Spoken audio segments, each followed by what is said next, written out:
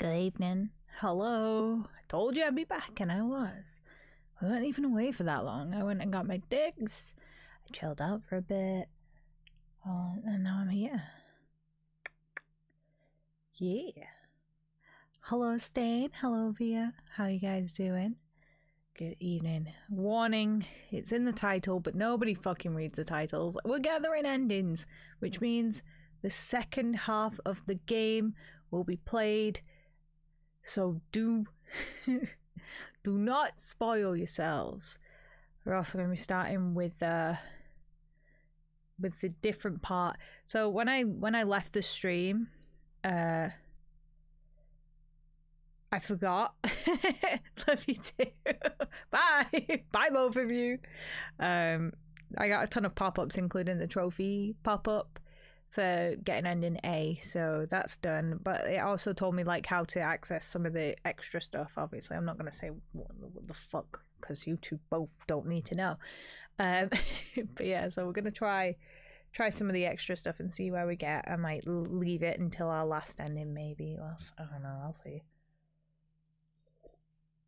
I want to have a look at it. Well, I won't lie, I want to have a look at it, but we'll see. Alright, have you two gone? I'm assuming you've gone. I'm gonna switch over to the game now. Yeah, you're out of here. I hope you're out of here. I've had your warning. It's fucking dark in here now. Like, I'm not gonna get used to the fucking lighting being so different each time. Hello? Why is my controller not on? Hello? There we go. Let's go! I've got really bad hiccups still.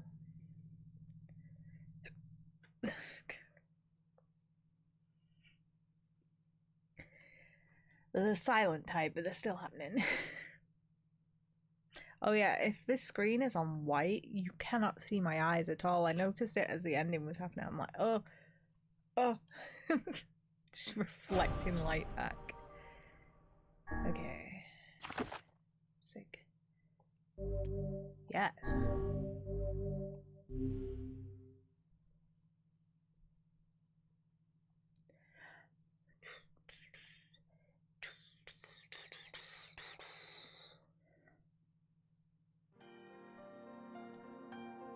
Whenever I interacted with Kaine, I was reminded about something from my past. Maybe my mind has been confusing her with my sister this whole time. Anyway. Wait. I'm sure we were supposed to do something before this, but okay.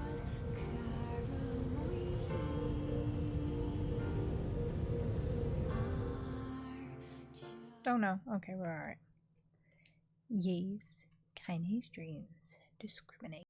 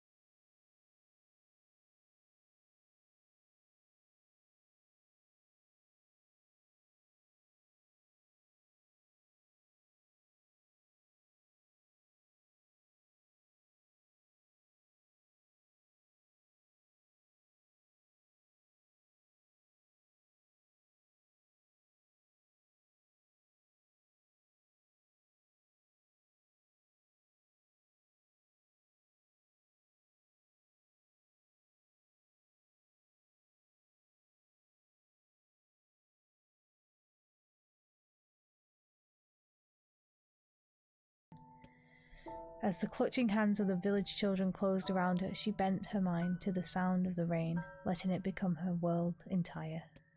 The rain fell, but the pain never came. Only when the laughter of her tormentors turned into terrified cries did she dare open her single blood-caked eye. Kaine was shocked to see Demo sprawled on the ground, holding his head and screaming in pain. She could see blood welling from the space between his fat, twisted fingers. Oh my god, he's crying. He's actually crying. Deprived of their leader, the other children glanced backwards and forwards between themselves, as if waiting for someone to step forward and take charge. When no savior emerged, they began on an uneasy shuffle away from Kaine. But the young girl was the least of their concerns. Instead, their attention was rapt on the ancient woman standing a few feet away. After struggling for breath for a moment, she finally spoke in a voice thick with rage. "Hurts like a bitch, don't it? Now I suggest you scatter before I throw another one. And if any of you little bastards ever touch my Kaine again, I'll do far worse than throw a rock. You can count on it." The old woman crouched down and gently touched the hand Demo was using to cover the wound. Before he could think to protest, she ground her palm into the wound and twisted it backward and forward. "Ow!" he screamed, leaping to his feet. "Stop it, what are you doing? Quit whining. Ain't no one ever died from a scratch. You hit me with a rock, you stupid bitch. A big one. That thing could have killed me." The old woman shrugged. "Death is the best cure for stupid." Demo's face twisted with rage at her words. Locking his eyes on Kaine, he took a step backwards and spat on the ground. "Get out. Leave this village. No one wants you here. Either of you." Seeing the old woman grab another stone, Demo and his companions turned tail and ran. As they fled, the old woman grabbed her side and barked out a single laugh. "Ha! Look at the fat boy go. Guess he's healthy enough to run from a fight." The woman's smiles faded as she turned her attention to Kaine. Kneeling down, she removed her shawl and placed it on the young girl's shoulders, then produced a cloth from the folds of her dress and began blotting the blood on her forehead. "Oh, Kaine," she said, "why don't you fight back? You're stronger than that lot." The words of her grandmother stung Kaine, and she turned away. "Don't be nice to me," she said. "I don't deserve it. Nothing matters anymore."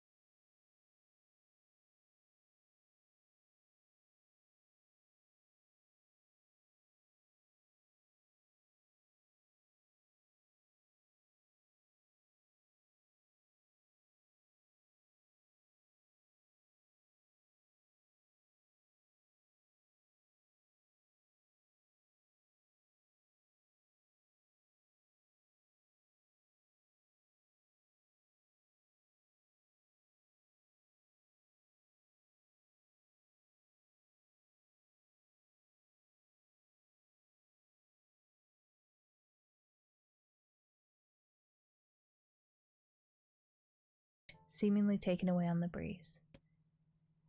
Whew. Kaine's dreams, daily life.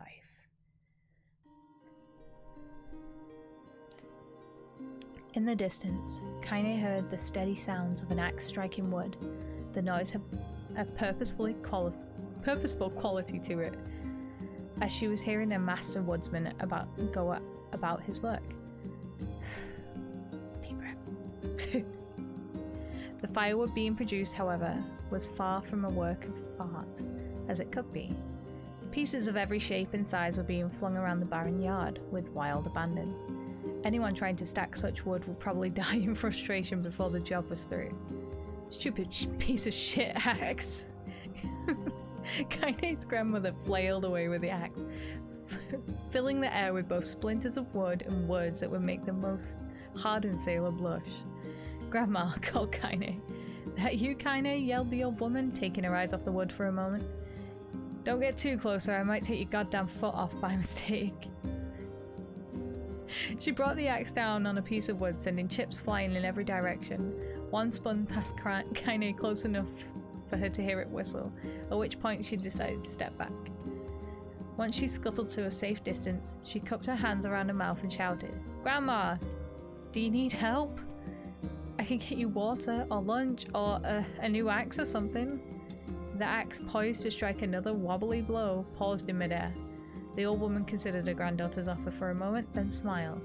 Tell you what, since I'm doing such a piss-poor job of chopping, why don't you come here and take over while I go get the water? Shades have been restless lately. I don't want you running into one of them bastards. Relinquishing the axe, her grandmother picked up a long pole with wooden buckets on either end.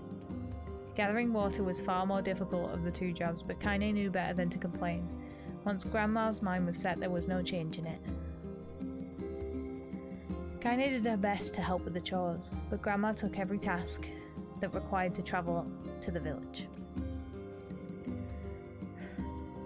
Though she had a long list of plausible excuses, Kaine knew the real reason. She didn't want her granddaughter to be taunted and harassed by the villagers. Once Kaine moved in, Grandma decided to take up residence a good distance from the area. Out of sight, out of mind seemed to be the best policy when it came to the villagers and her granddaughter, and rare were the days where any of the two of them could be found on the rocky acre of land they called home. Kaine enjoyed the solitude, but harboured a secret resentment that her grandmother was forced to spend her golden years in such a place.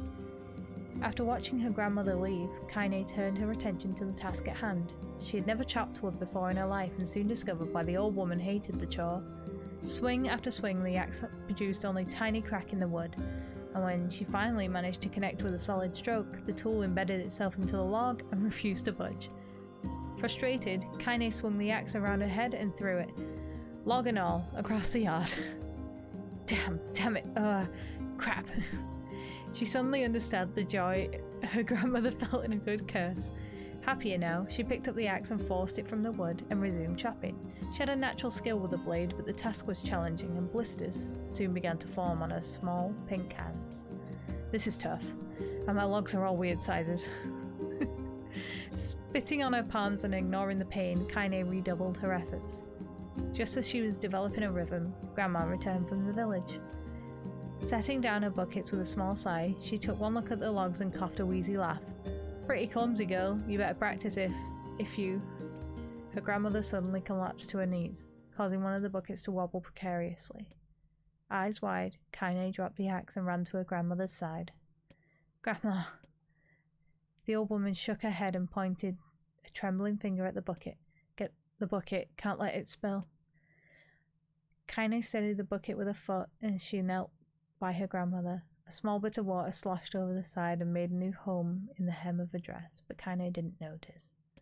Grandma, what's happening? Crazed with panic, she grabbed her grandmother by the shoulders and shook. After a moment, the woman lifted her arms and batted Kaine away. Stop that, just stop, she cried, breathing heavily. It ain't like I'm dying. Just tired from the trip is all. Kaine desperately wanted to believe her, but one look at the old woman's shaking hands and warm face told her more than words ever could. Her grandmother had lived a long, hard life, and it seemed the bill was finally coming due. The time her grandmother watched over Kaine was ending. Sooner than either of them had feared, the positions would reverse. The next morning, Kaine came to the side of her grandmother's bed and took her wrinkled hand. Grandma, you're sick. Extra hard. Hi, Cat. How are you? How is the rest of Monster Hunter?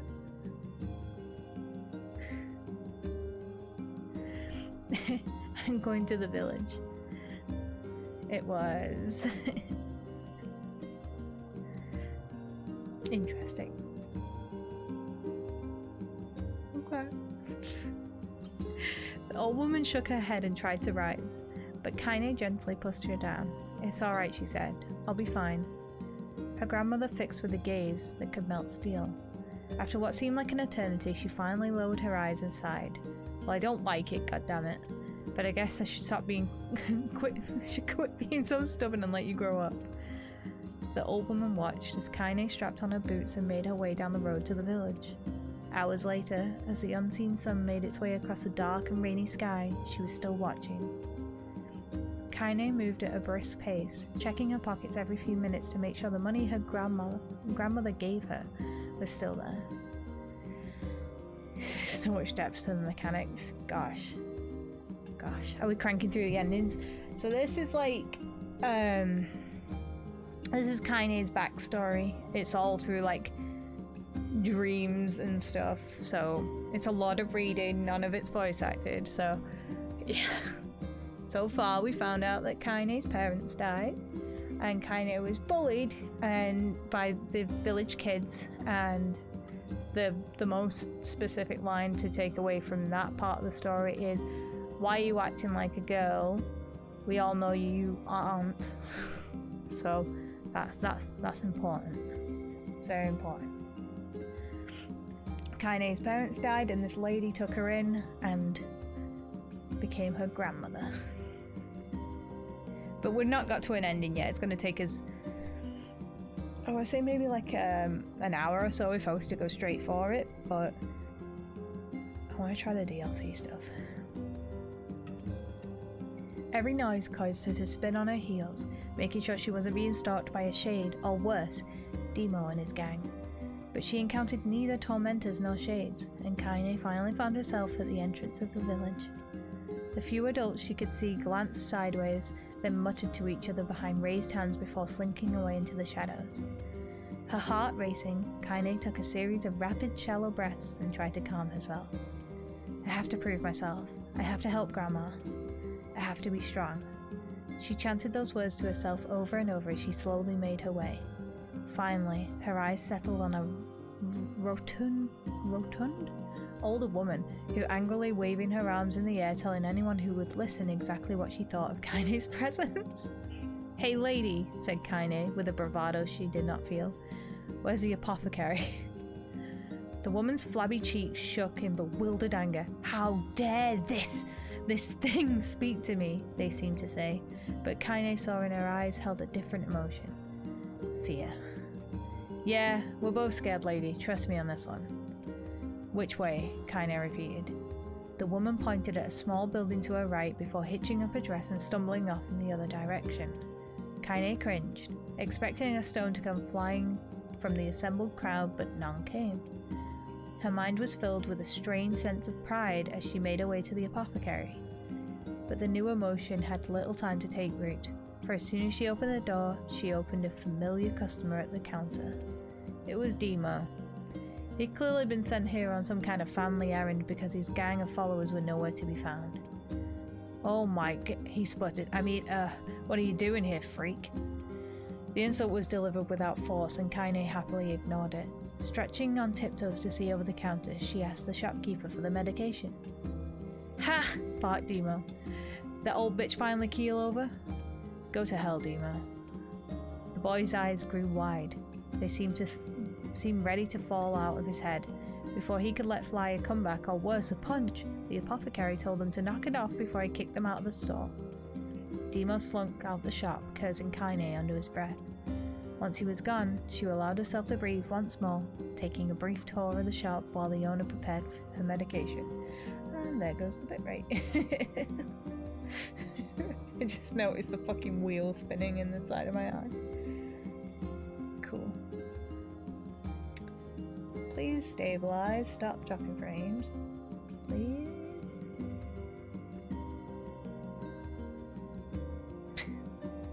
I'm not going to carry on reading until you stop.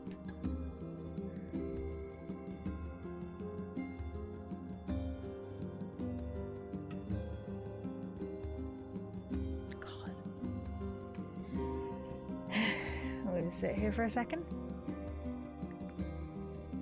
How is Cat? How are we doing?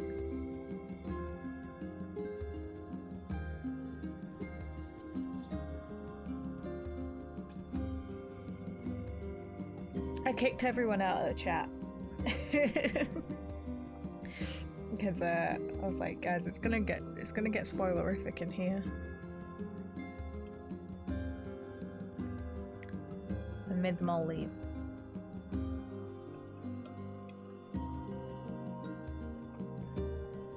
I have dropped 18,000 frames in like the past minute. It's just not stabilizing. Can I help you?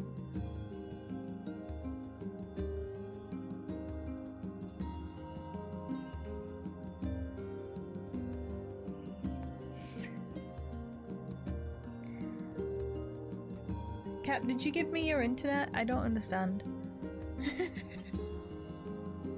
It's just straight come out of nowhere.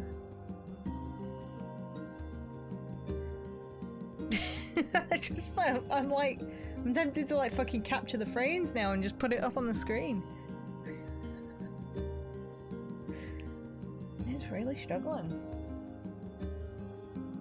Oh, what the fuck? Is the stream coming through alright though? Like, we had a bit of a buffer and it's still saying it's dropping frames, but this bit's really long. Mostly. Okay. I can always restart.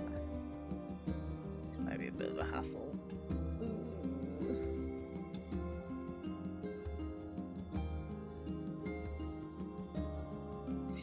Not stable at all.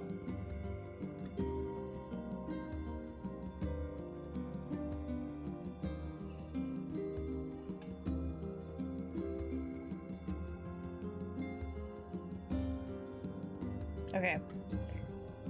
I swear to God, if you stabilize right now while I'm just about to end. Okay, no, you're dropping again. Oh, for fuck's sake. Right, okay. No reason to not keep going. Okay. I can keep it up. It's just... Alright. Countless tiny bottles filled the cramped store, each with a label written in some indecipherable language. An ocean of aromas assaulted her nose, creating a scent that was exotic, but altogether unpleasant. Seeing such a variety of supplies gave Kaini a presence of peace. Presence? Sense of peace. Presence. Did your brain ever just spit out random words? Because presence is one that just fucking came out of nowhere. Surely, in a world so vast, there would be a place where she could call home. On the far wall behind the counter rested a portrait of a stunning young girl. The picture had once contained bright, vibrant colours, but time had worked its cruel magic and they were beginning to fade. The beauty of the work, however, remained undiminished. You like that picture? Kaine turned to find the apothecary with a small vial of medicine in his hand. His eyes were gentle but sad, and they seemed to stare through her and into nothing as he spoke. That's my daughter. I sketched it when she was just a little girl. She's been dead a long time now. Kaine didn't know how to respond. She just stared at the portrait and tried to come up with the right words. Pictures are a wonderful thing, continued the shopkeeper. They let the ones closest to you live on forever. He shook his head slightly, then looked down at Kaine and smiled. Handing her the medication, he reached into a sizable green apron and produced a handful of old wax crayons. You should have these. There's no one left that I wish to draw. Kaine took an instinctive step back, causing the shopkeeper's face to darken. Yes, I've heard the rumours about you, he said. It's a small village and word travels quickly. I think we're stable. No drinks are. Between you and me, I'm not sure which of them to believe, but I also don't think they matter much. I know your grandmother, Callie, and I think the way she was driven out of this town is just deplorable. Grandma's name is Callie, thought Kaine suddenly. She was still mulling this new fact over in her mind as she reached out and gently took the crayons from the apothecary's hands. Your grandmother is an old friend of mine, he said, as Kaine scooted away yet again, and I owe her much. I wager she would like it if you drew a picture of her. Yes, I think she would like that very much.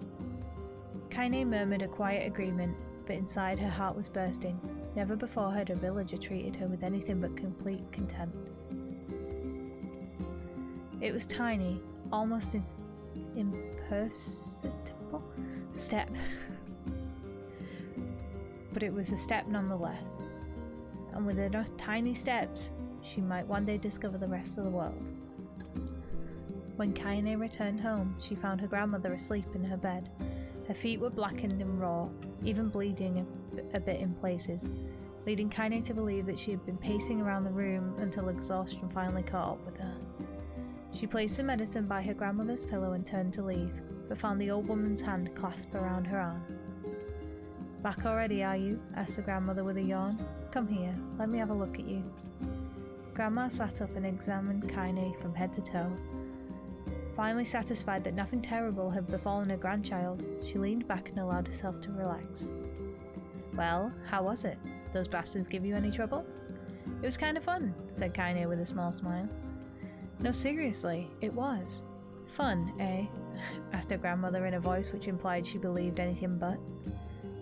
So anytime you need me to run an errand, just let me know. As she spoke, Kaine removed the crayons from her pocket. After a brief explanation of their source, she informed her grandmother that she was going to sketch her a portrait. A portrait of me? Ridiculous. No one wants to stare at a wrinkled old crone. But Grandma, it'll make you live forever. Horseshit, said her grandmother, throwing back the sheet from her bed. Living forever would just piss me off. Now put those crayons away and help me with dinner. But Kaine would not relent, and in the end, Grandma found herself leaning against the wall of their house posing for a master artist. Kaine took up the crayons, eyed her subject carefully and set to work. Just as her grandmother was about to nod off, Kaine finished the piece. After staring at it for a bit, she released it from her grip and let it slowly drift to the floor. It's terrible. It doesn't look like you at all. I'm sorry, Grandma. I thought the crayons would, make drawing easy or something. The old woman's eyes narrowed at her granddaughter's disappointment. Let me be the judge of that, she said, ignoring the pain in her back and reaching for the paper. The sketch could have been a person's face. It also could have been a boulder, a lump of clay, or an incredibly misshapen loaf of bread, all rendered in a chaotic array of colours. The old woman stared at the picture for a long time, then slowly wheezed out a laugh. Oh, Kaine, she said between laughter, you truly are my blood. You're as clumsy as me and I love it. But, hush, I won't hear any more bull about how ugly you think it is. It came from the heart and I'll treasure it always. True to her word, the old woman gave the picture a place of honour above the kitchen table. In the days that followed, Kaine would often catch her staring at the portrait with a strange smile on her face, an action she interpreted as silence, mocking laughter. A week later, Kaine could stand it no more. She asked her grandmother to take down the artwork. Posh, said the old woman. I'll take this down when they roll me in my shroud. She pondered this for a bit, then turned to Kaine and dropped onto one knee. Listen to me, girl. Seeing this picture makes me happy in a way I've never felt before. And it makes me want to go on, so that someday you can feel the same happiness. In a moment that burned itself into Kaine's memory, a perfect blend of pride and love and joy that came together to form a lifelong remembrance. She swore to never forget this moment, to never forget the old woman who had made her place in the world possible. Time moves on, people and memories move in and out of life like ghosts passing through a hall, But this moment will be different, Kaine swore, because I will remember it forever. Forever. And breathe. Kaine's dreams. Separation. Oh, goodness. Kaine listened to the sound of crackling firewood and stared at the black object on her plate. She had been pushing it around the wooden disc for a good 10 minutes, ignoring the bemused stare of her grandmother. Finally, she summoned her courage and gave the object a brief sniff. A sharp, bitter scent flew up her nostrils and made its home there, causing her face to twist with disgust. Grandma, I can't believe you want me to eat a bug. Hi, Jim. The old woman threw some more wood under the cooking pot and snorted. It's no bug, you fool. It's a berry. Why the hell would I be feeding you bugs? Yeah, well, it sure looks like a bug, said Kaine, and I think it's burnt or something because it smells terrible. With that, Kaine held her nose and threw the berry in her mouth, chewing as little as possible. Oh yeah, that's terrible, all right. Why, you little brat, laughed the old woman. Look at the sass on you. You've been spending too much time with me, and that's a fact. 5 years had passed since the moment Kaine's grandmother saved her from the bullies. As it is often the way with two stubborn people, their relationship has grown in fits and starts, but moved forward all the same. Meals that used to be somber affairs were now filled with laughter and hurled abuse in equal measure. Kaine could not remember a time where she had been happier. As the years went by, Kaine started to shoulder more and more of the daily responsibilities. Her grandmother's legs grew weaker by the day, and she could no longer do many of the chores she used to take for granted. And so, this morning, Kaine, lacing up her work boots, with a breakfast of a burned berry rolling through her belly. Where are you going today? Asked Grandma suddenly. Kaine looked up, surprised. The old woman rarely asked for specifics anymore. Well, I was going to check out the kelma trees and see if they were ripe. I thought we could make some jam or something. Oh, and I'm going to pick up some flagstones, so I need to take the wheelbarrow. Flagstones? What in the hell for? Kaine stared at her grandmother, then held out an arm and swept it around their home. Constructed mostly of cloth, rope, and rubble, the old place sagged like a boxer in a final round. Grandma, a dying cat could chew through this house. I'm going to build a stone wall so we have some protection. The old woman laughed, exposing a toothless grin to the world. God damn it, girl. If a bunch of thieves want to ransack this old place, let them come in. We got nothing worth stealing anyway. I'm not worried about thieves. I'm worried about shades. People saw one west of the village yesterday. The old woman tilted her head and stared at her granddaughter. Well, shoot. I don't know why you have to do it today. We can worry about it some other... Grandma, no. If I don't go to the kelma trees, we won't eat tonight. You know that. A confused expression passed across the old woman's face, and for a moment she was a small child lost at a carnival. Yes, she said, after a bit. Yes, of course, you're right. I'm sorry, Kaine. Lately it seems my mind is... She didn't finish the thought, instead walking over to her nightstand and gently taking the wreath of lunar tears from the drawer.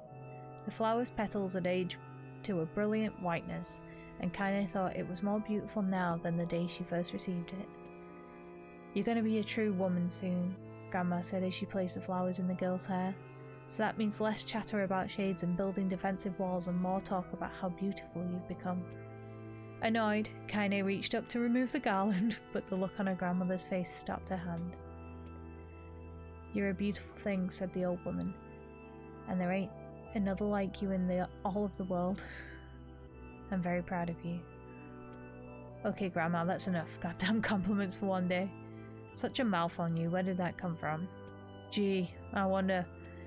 I'll teach you to sass me, girl, yelled Grandma. Suddenly, she lurched forward and grabbed Kaine by the ears, pulling her around the room with a crazed grin on her face.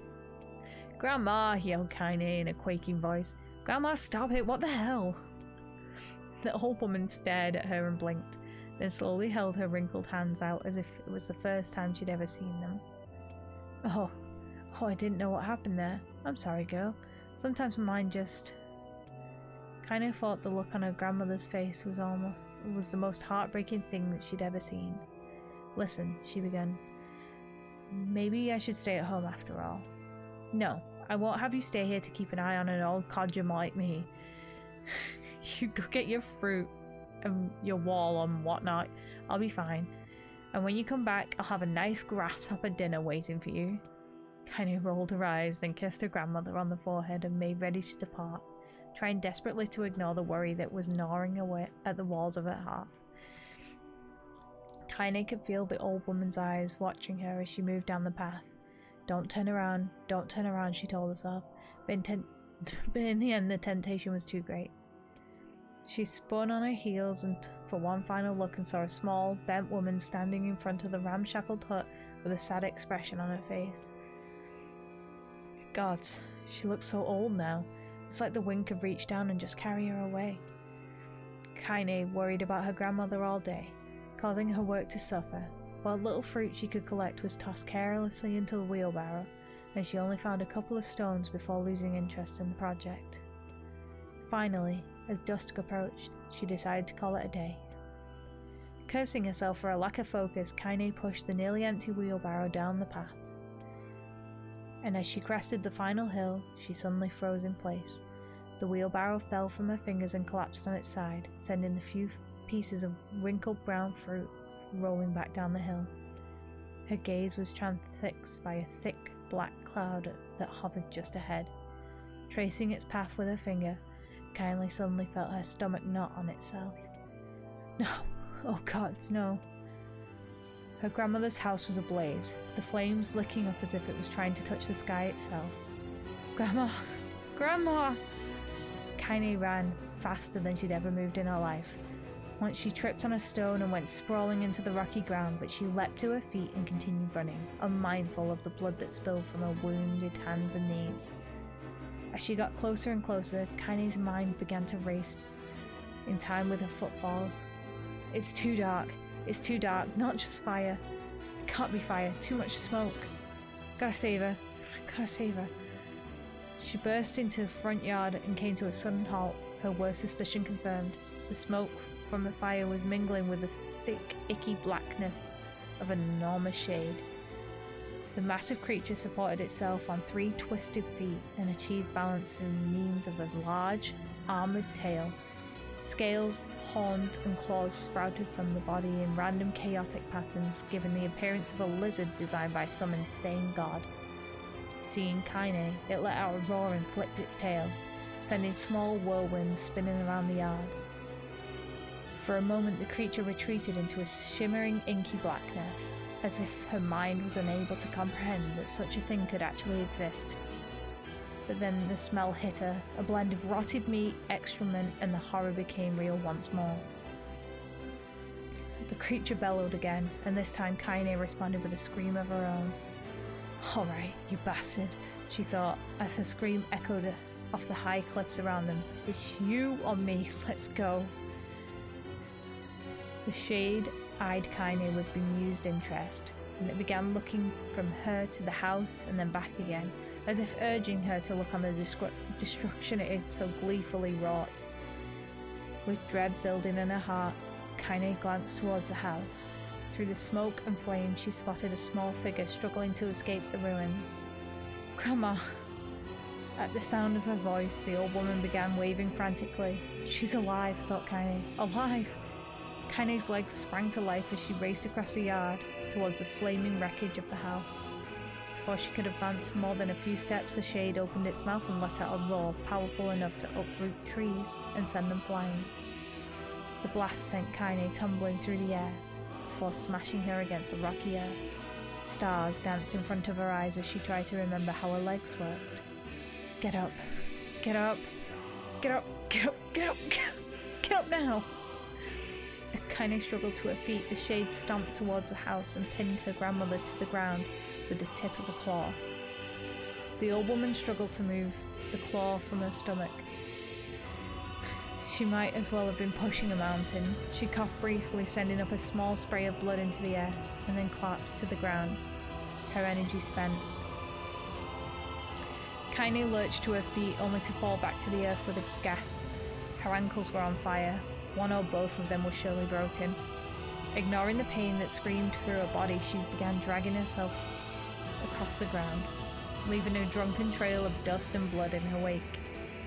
Grandma, hold on. Just a little longer. Her grandma's face was turning blue, her eyes rolling back until they were only white. Only the whites were exposed. Kaine pulled herself across the ground with maddening slowness, the distance seeming to increase with every second that passed. The shade glanced between the two women and flicked its tongue out. Its giant mouth turning up at the corners, short, panting breaths belched from somewhere deep inside its core.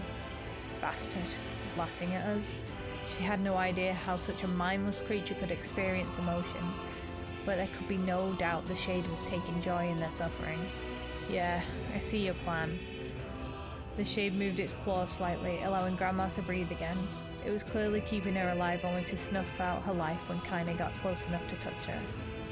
I'm gonna kill this bastard. Summoning all her strength, Kaine rose to her feet. There was a sickening snap from her right ankle as the foot twisted backwards. But she forced it from her mind and began to hobble towards the monster. Pulling a small knife from the pouch at her waist, she leapt onto the foot that pinned her grandmother and plunged the weapon deep. Give her back, she screamed. Give her back to me. It was like stabbing a rock. After a few simple swipes, the knife broke at the hilt with a dull snap. The shade panted laughter again, and then raised its tail and sent it rushing through the air towards the young girl that was latched to its foot. Kaine never had a chance. The tail struck her square in the chest and sent her crashing into the burning wreckage of her home. As she lay on the ground with blood pouring from multiple wounds, a small, weak voice spoke up. Kaine. Kaine's vision blurred, but she forced herself to focus on the sound. Finally, her eyes cleared enough for her to make out her grandmother's hands reaching out to her through the smoke. Grandma? Kaine, you gotta run. You can't best this one. Kaine grabbed the hands and held on with all her strength. Grandma, come on, we have to go. The old woman coughed loudly. One of her hands, slick with blood, slipped from Kaine's grasp and thumped to the ground below. Come on, no. I said run, goddammit. You have to live. You have to get through. Thought would stay forever unfinished. Before she could say another word, the shade's clawed foot descended, smashing through the remains of the roof and down upon the shattered figure of the old woman. Blood oozed from the gaps in the creature's toes as the terrible, putrid smell assaulted Kaine's nose once again. She stared at the foot, dumbfounded, convinced what she was seeing couldn't possibly be real. Oh god, I'm getting choked up. When the creature finally lifted its appendage, all that remained underneath was a twisted, unrecognizable mass of rubble and red. Her grandmother was gone. Kaine blinked, trying to feel the hands with which had just been in hers for just a moment. For a fleeting instant she remembered the warmth of that embrace, the trembling of the fingers, but the sensation drifted away on the breeze and was gone.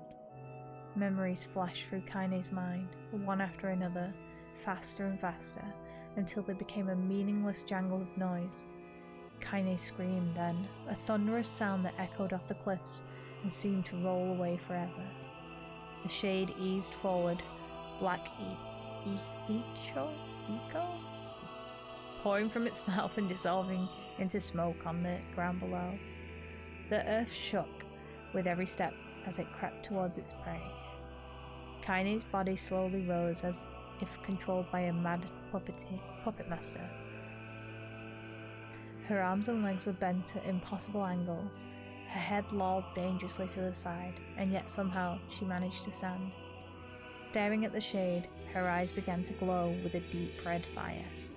The creature, so confident just moments before, took a slow, hesitant step backwards, trying to discern if this broken human could possibly pose a threat. Kaine seized the moment. Laughing like a madwoman, she leapt into the air and plunged the shattered hilt of her knife deep into the leg of the shade. The shade shook Kaine off like a fly, sending her crashing to the earth once again. Her chest rose and fell slowly, as if a great weight were resting on it. Moist sounds of pain echoed through her mind. Something warm and thick oozed from her ears. Is that blood? I think it is. I think I'm bleeding to death. No. Can't die. Grandma told me to live. Deep inside Kaine's mind, something finally broke. The sound, the pain, the smoke and flames, all of it faded away until all that remained was a single incantation repeated over and over again. Kill it. Kill it. Kill it. Kill it. Kill it. Kill it. Kill it. Kill it. Yep. Yeah, I'm not doing that. Kill it now. As the spark that was Kaine slowly began to flicker and die, she felt her desire to kill and her desire to live blend into one. The distance between heartbeats grew stronger, longer, and longer and longer. And we're out. Hi vlog. Hi mom.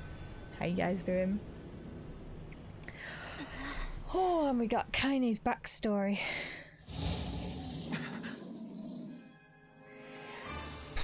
The beast approaches. Oh, I know.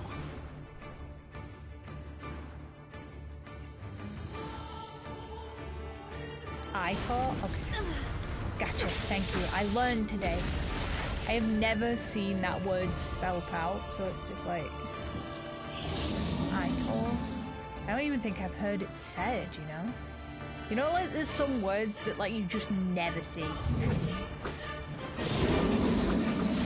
Oh, you had to look it up. Okay, I'm glad wasn't alone in that one, because it was just like... It looks like a simple word. It's like... What anger this creature must have. How did it even survive these past 5 years? Okay, so if anybody's a little bit confused right now, it dies today. This is where the game restarts you. At the midpoint where you bring Kaine back. It's not the blade, but the skill of the user. Strike it down. But as you can see, I'm using my finishing weapon that I had. We're still stronger than we were. Wait. Much stronger than we were. Look at enjoy your look, senpai.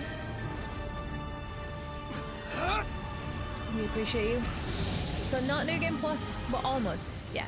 So this is why I was getting a bit frustrated when people were like, you need to play it through 3 times. I'm like, no, you don't. Like, you start pretty much from the key collection bit, which will go pretty quickly if I'm just focusing on that, you know? Is that blog interesting? Oh, we're not out yet. Kaine's dreams encounter. Gently, weakly, softly. You can go there in... The shade, sure that its tormentor was dead, turned and stomped off towards the horizon, stopping along the way to bellow one final roar. Couldn't kill it. Shamed beyond imagining, Kaine tried to turn her head to the side, but only succeeded in coughing up a huge gout of blood. It was getting difficult to see, and after only a moment of fierce concentration did she realize that her left eye was gone. Laughing to herself, she turned her remaining eye to the ruins of her home and noticed a ragged stump of an arm resting a few feet away. Yeah, that's mine, she thought with a mad giggle. This is gonna make clapping a real bitch. Ha! Cried a sudden voice from the depths of her mind. Finally gonna die, are you? Well, you had it coming. Go to hell, Demo, she thought. The unseen assailant. Go to hell before I pluck out your eyes and feed them to a dog. The voice of her childhood terror evaporated into smoke, only to be replaced by another, more recent voice. Hold still, said the apothecary, materializing from the ruins like a ghost. I want to draw you. That way you can live forever. No, stop. Don't want to live forever. I want to die right here. I see, he said quietly. Well, if that's what you want. The spectral shopkeeper fluttered in and out of existence for a moment, then produced a piece of paper and sketched quickly. After a few seconds, he turned the page to Kaine and smiled. Since you rejected my offer, I decided to draw someone else. It was a picture of her grandmother, real as life. Kaine opened her mouth to thank the man, but stopped as the picture began to blacken in the middle. Before she could say anything, dozens of multi-legged insects began to swarm across the image, tearing at it with sharpened pincers. Stop! No! Don't hurt that picture! Kaine reached out with her remaining arm and waved futilely at the air. To her surprise, the insects fell off the picture to the ground below, where they vanished into tiny black tendrils of smoke. Relieved, Kaine turned her good eye back to the picture, only to open her mouth in a silent scream. The sketch now showed her grandmother as she truly was, a smashed, unrecognizable lump of nothing. The apothecary smiled, then broke into a jolly dance. See that? He cried as he danced a jig. It's perfect now. She looks just like you. Ha! Cha-cha-cha! I look like that? Oh God, I'm gonna die. I'm gonna die. Drowning in despair, Kaine laid her head back into the mud, and smoke of her ruined house, and waited for the end to come. But just before she let everything go, an unfamiliar voice began whispering in her ear. Ain't you got a wish, sunshine? The voice was vulgar and fierce at the same time, as if insanity had somehow found its way to take form. Kaine wanted to scream as the voice crawled under her skin, but her lungs refused to work. You know, a wish, like a prayer or something? Why don't you get on your knees and start praying to heaven? Please. Invisible man in the sky, save me, save me. Kaine finally resorted to shouting at the voice with her mind. I don't make wishes, they don't come true for me. I'm a curse, a freak, I should be left to die. The other voice boomed in her ears. Oh God, you're the best.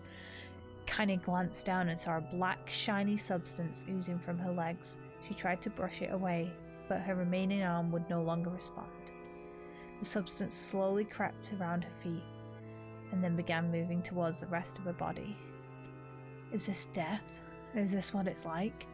Or is my mind just losing itself? She could feel the slime oozing upwards, feel the hot, searing pain it left in its wake. Whatever else might be happening, she was still alive, and this was real. Come on, said the voice. Let it go. Kaine tried to ignore the voice and concentrate on the pain, but the newcomer would have none of it. Don't ignore me, sunshine. You ready to give up? Ready to die. So why not let me have it? Have what? Your body. Come on, give it to me. Give it to me. I want to stand on the ground, feel the rain, taste the wind. The voice paused, as if licking its lips. When it resumed, it was filled with a mad, unabated joy. And I want to take your hands and use them to choke your goddamn life out of people. I want to tear out their throats and bathe in the blood just like before. In response, Kaine shifted her head and vomited. The warmth of it crept down her front and mingled with the pain of the encroaching black ooze. Are you a shade? Yeah, maybe, what of it? The slime reached her face, crept up past her nose, and slowly oozed into the socket of her missing eye. The moment it touched her brain, Kaine was struck by the most powerful sensation she'd ever felt in her life. It was ecstasy. She wanted to scream with delight, but all she could manage was a small, whispered moan. Feels good, don't it? Asked the voice with a chuckle. Yeah, what can I say? I know how to please the ladies.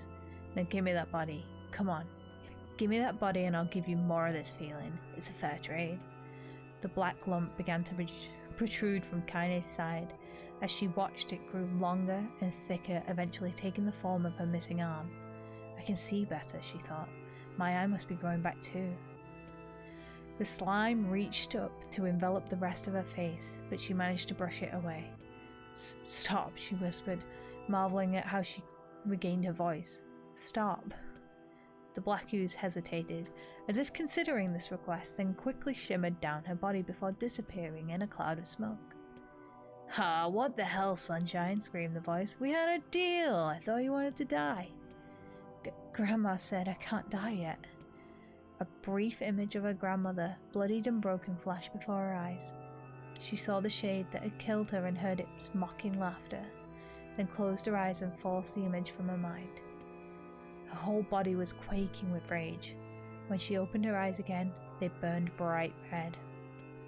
"That thing took my grandmother. I have to kill it before I die." Kaine glanced down and saw the mysterious patterns, the patterns of a shade, burned into her left arm. "Well, I'll be damned," said the voice cheerfully. "Look at that, Sunshine. I think you and me are going to be good friends now." Kaine stared intently at her arm. The more emotion she felt, the more letters seemed ready to puncture her skin and begin infecting the rest of her body. The arm clearly had a will of its own now. Stop! Gotta stop! Holding her left arm in her right, Kaine took a deep breath and tried to calm herself. "Come on, don't fight it," pleaded the voice. "Hate's my favorite dish and I'm hungry." "Let it go. Feel the anger. Burn with the fire of revenge. Thirst for blood. Then go out there and... Shut up. Shut up and get the hell out of my body." "Your body? Oh, that's rich, Sunshine. Real rich.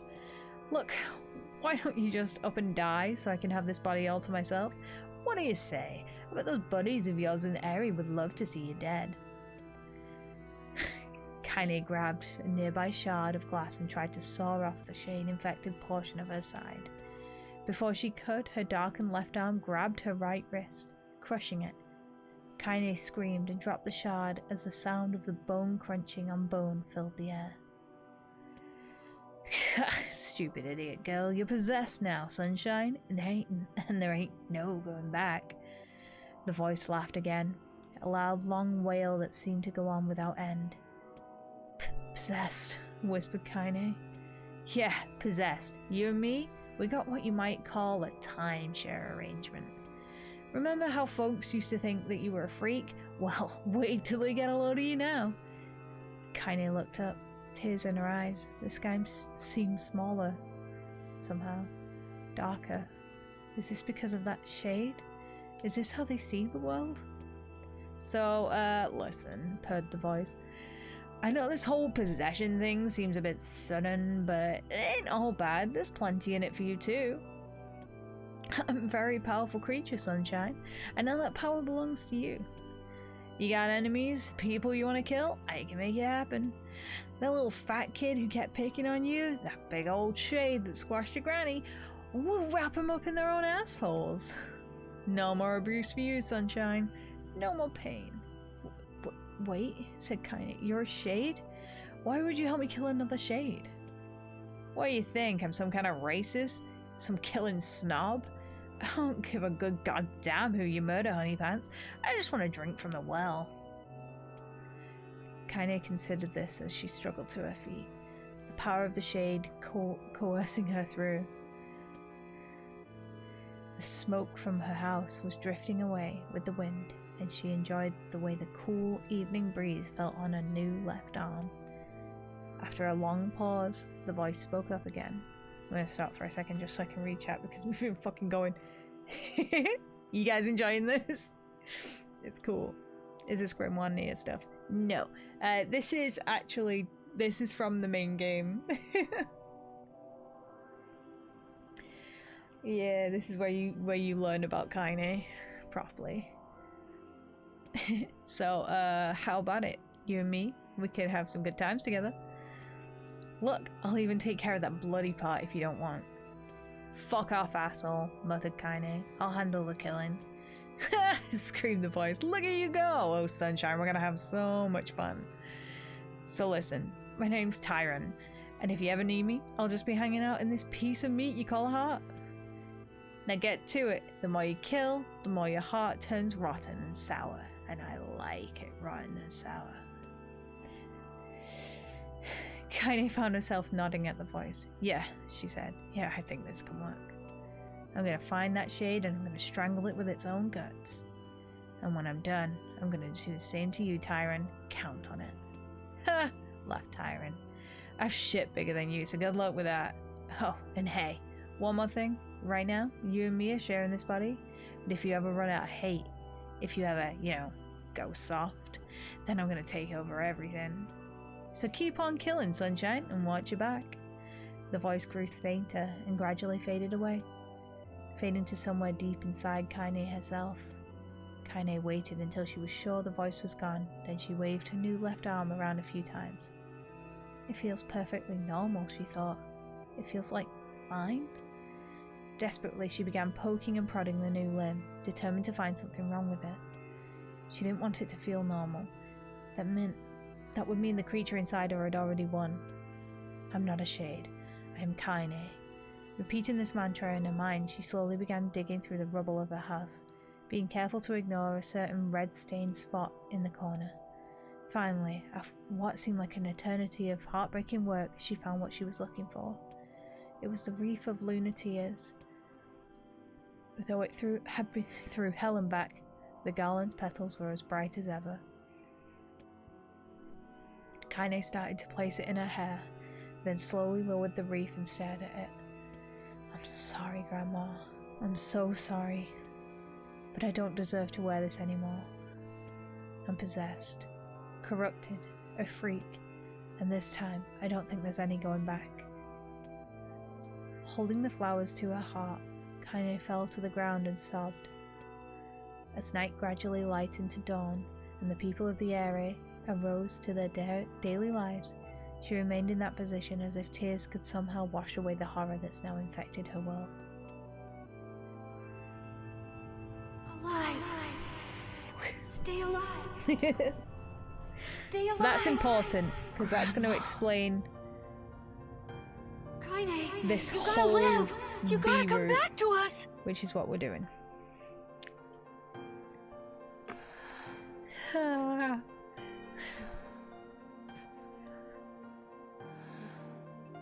Oh, hey. That's why that whole side of her is bandaged up. She hid in that shade.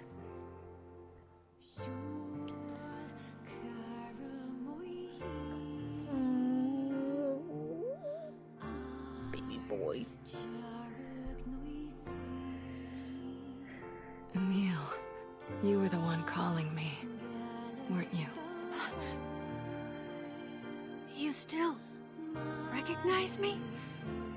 Of course. I knew you right away. Thank you, Kaine. This song. Welcome back, Kaine. Wow, you grew up. So, how long has it been? 5 years.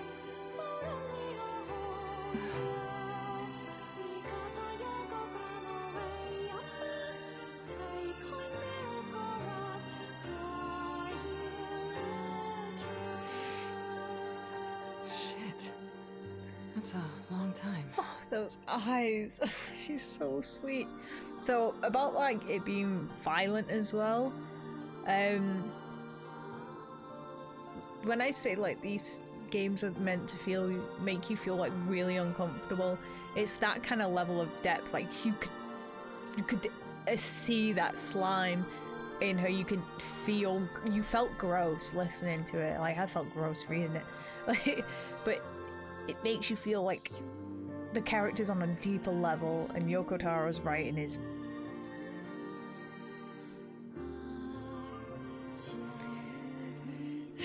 Drakengard 1 fucking did it for me with that fucking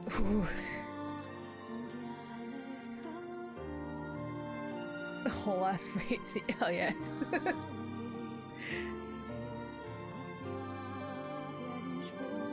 Yeah, it makes sense that it's all in text because of way too much to watch. But yeah, it's supposed to make you like feel fucking gross. Like Any luck with Yona?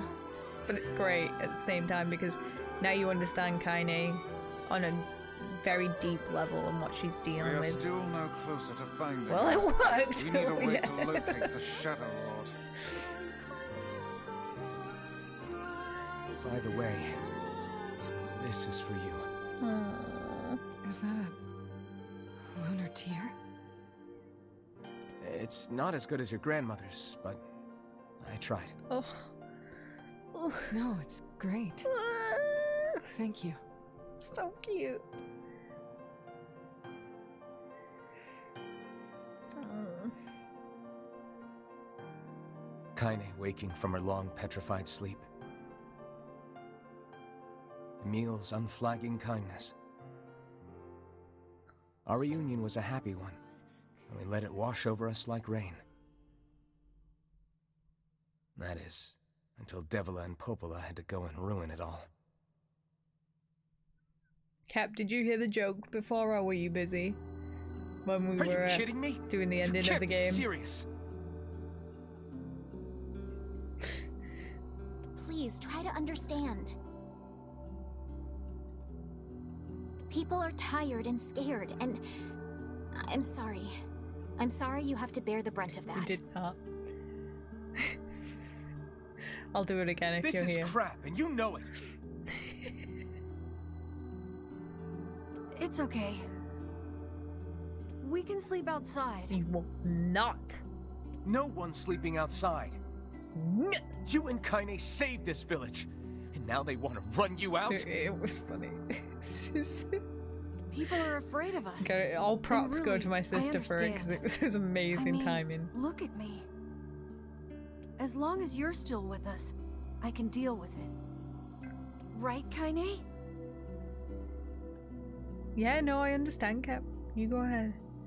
You go ahead. You I'm used deserve sleeping to. outside. But We'll see you later. Get snug. Sorry about this. Bitch, you ain't sorry. Fuck off. What is the matter? Kaine always sleeps outside. I never thought about that until just now. Never even occurred to me. Damn it. We should turn in. I'm curious about those fucking question marks that we saw in the not in the cutscenes, in the credits. The question marks. We saw at least 3 of them. I didn't get much sleep that night. But I'm not. No, we saw 4. We saw 4 of them. For the first time in my life, I hated So unless that Devila. was both voice For the actors for first time in 2B my and life, I 9S, doubted Popola. because they also include, like, they include everybody But those feelings are pointless in the in end. the credits just as one big list. They said and did what they did for the sake of the village. To protect it from the horror of the Shades.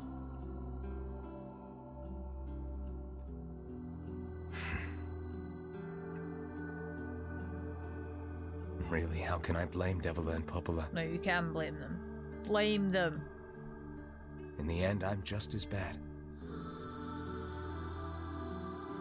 Because I never once stopped to think about Kaine and Emil's situation But they won't be myself. question marks. I think we may have to discover them before they'll unveil it. I'm just wondering where they're going to put it. So, what unlocked was the wardrobe? Oh.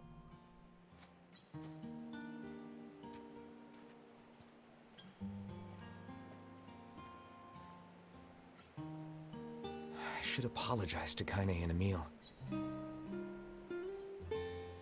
But what good would that even do? I got a fire going, Kaine. Wait, is that... Campfires are weird, aren't they? I feel like I could stare at the flames forever. Don't get all... I'm so happy to get to talk to you again, Kaine. Oh, God. Yeah, me too. I tried everything I could think of to save you, you know. I polished you with a special cloth. I poured warm water over you. Wait, you poured water on me? Yeah, but it didn't really do much except make you all shiny.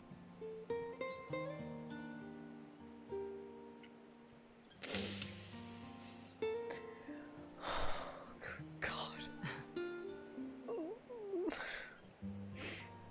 What a fucking sweet boy. Hey, What a Emil. sweet boy. Thanks for saving me.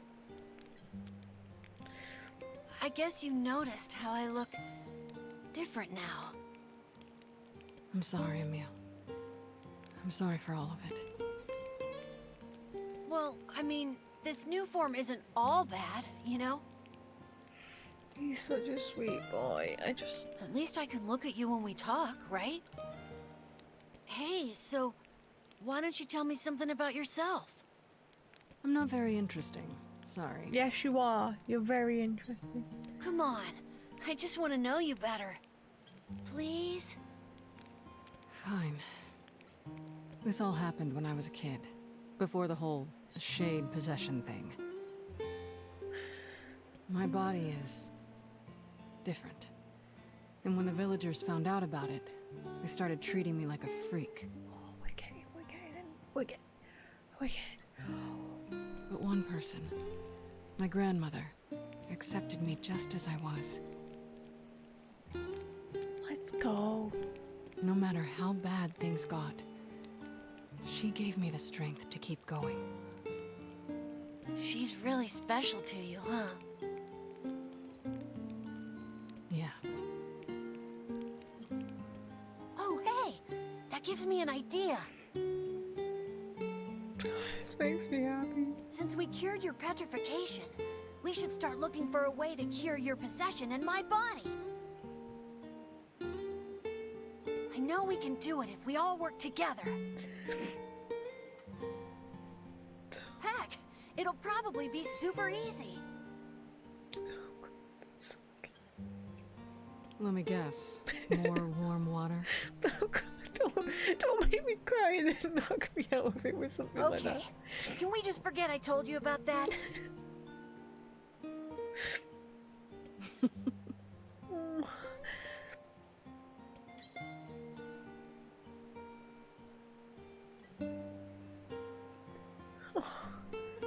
Imagine they just look over and see him like, the fuck? Oh.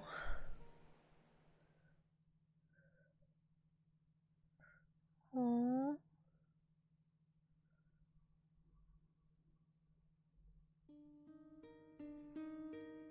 Sleep well? Sure. And yet your red eyes tell a different tale. Don't be so hard on yourself, lad. I need to go see Devila and Popola. Very well.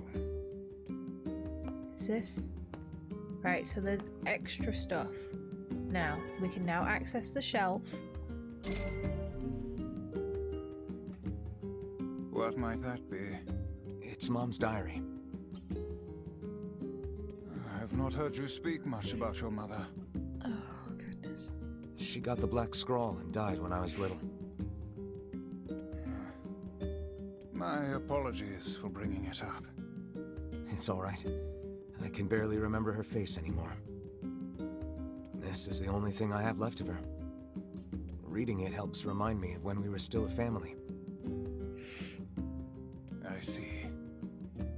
But the final entries get a little strange. In what way? Well, here. Take a look. This is all new to me. This is the DLC. Ah! Say there. Can you not hear me? Oh.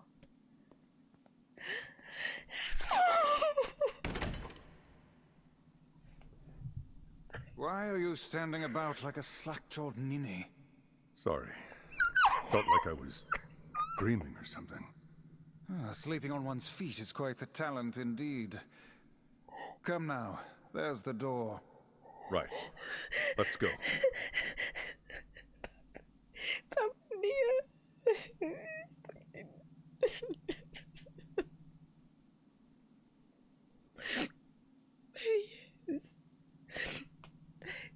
Yes.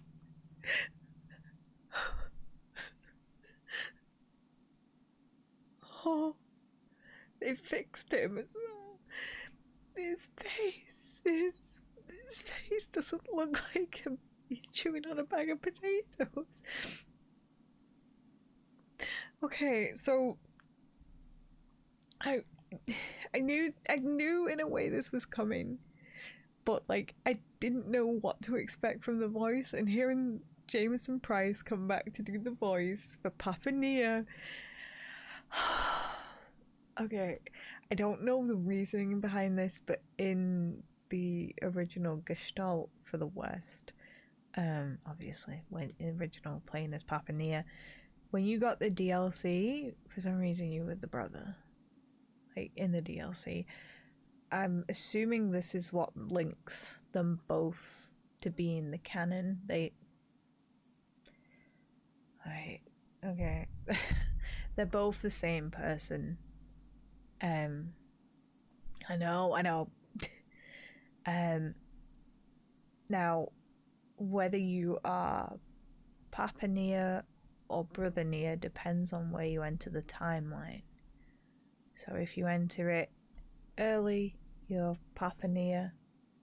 If you enter it later, you're Brother NieR. This is my understanding of the information we've been given. Originally, it was just Brother NieR is the canon one. Now it's both. They are both canon. Well, that explains everything. I get it now. Do you? That's not the explanation for the time skip.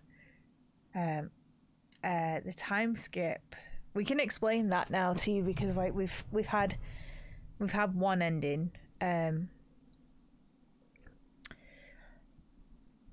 The reason they're still alive 1,000 or so years in the future is they're not human. They are shells of a human.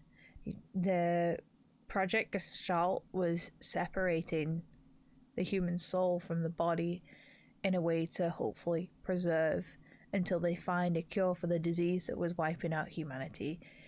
So the town and everything that we were put in was like a walled off world where they put all of the shells to hold them until they were ready to merge again. The Shadow Lord is Brother NieR's self. The Shades are humans. We've been killing humans this whole time. Some form of data as this magic. It's like a magic. Yeah, I'd say magic. The city in the beginning, the snow is actually salt. Salt. When the events of Drakengard 1 happened, and I won't explain the events of Drakengard 1, but when the events happened, what was happening was people were turning into pillars of salt, and it was of course killing everybody. So now I looked into why and what caused it and what was happening. It's fucked up. We could sit through a fucking whole lore session and go on that eventually. But yeah, so the humans came up with a way to separate until they found a cure to whatever was going on. Now the Black Scroll is a side effect, I believe. When if the game mentioned about what happened, maybe they've mentioned the white clarification thing, in like the reports. I wonder if we have them because we picked them up at the end of the game.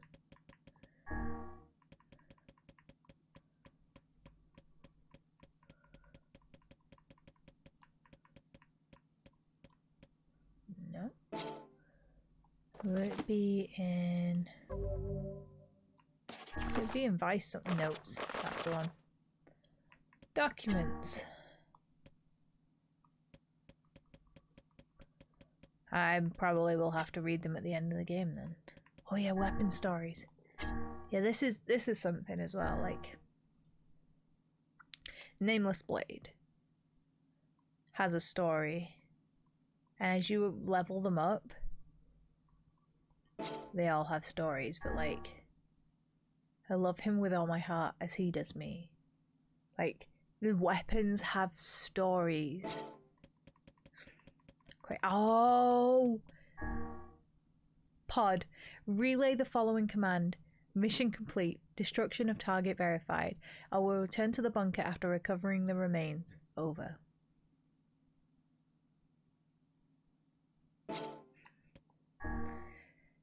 I'm starting your boot sequence. As you lay resting before me, I call out to you. I want to let you sleep a little longer, but I've got my orders. That's so cool. Let's see what this one says. Oh. My family has decided I am to be betrothed. I cannot resist, for I am but a tool. Oh.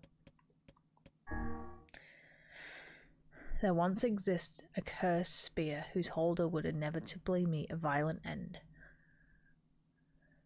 Eventually, the weapon found its way to a mechanical automaton that possessed no soul, and though it was a mere machine, the spear delivered countless deaths upon it all the same. Interesting. So you got a theory? Go on, I want to hear it. 87% seems really low for potentially all the weapons, but... Oh yeah, no, there's weapons for doing this as well, I think. Proceed beyond this point, you won't be able to save until the battle is over. Do you want to go through the door? Yes.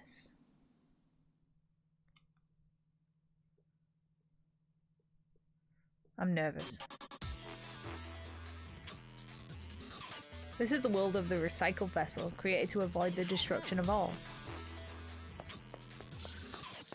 I've never seen this before. Yes, Accord.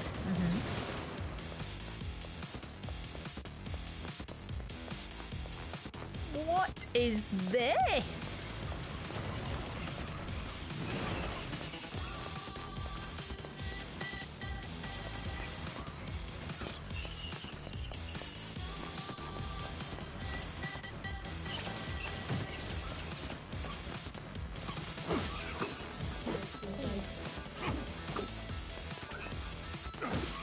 Oh yeah, 1000%. She's picked those up and moved them. Even Yona says in the book that she has a bag where she keeps pulling stuff out.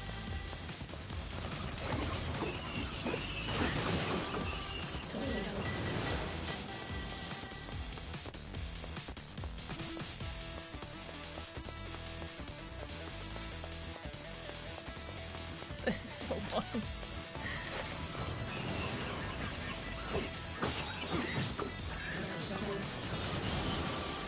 And there is a trophy for this one now, so...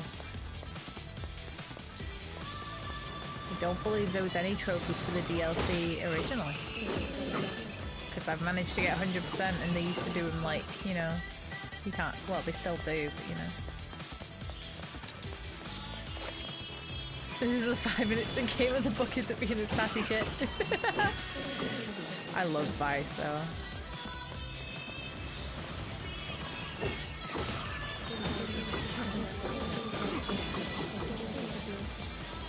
Oh, we have the hash code trophy? No. No.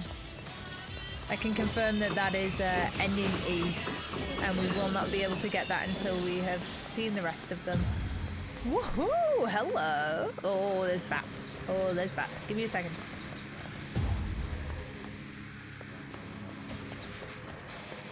This is filthy.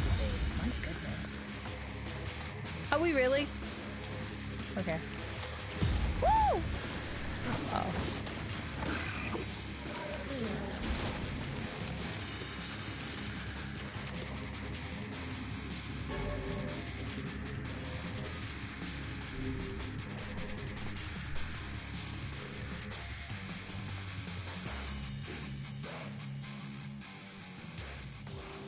The Black Scroll, a lost destiny, a white book, a false truth. Bro! I was taking a drink.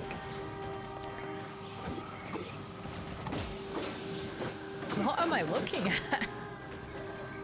And the music.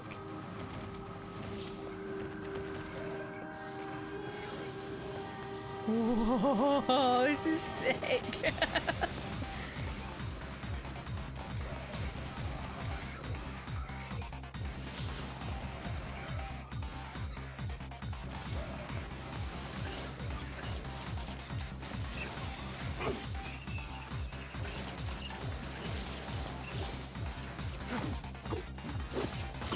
I wonder if they've made these weapons mandatory for the ending then. I'm assuming so.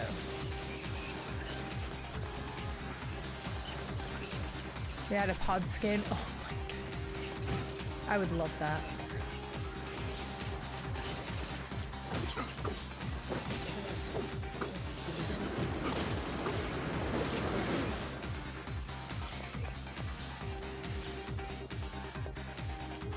This is wild. What am I looking at?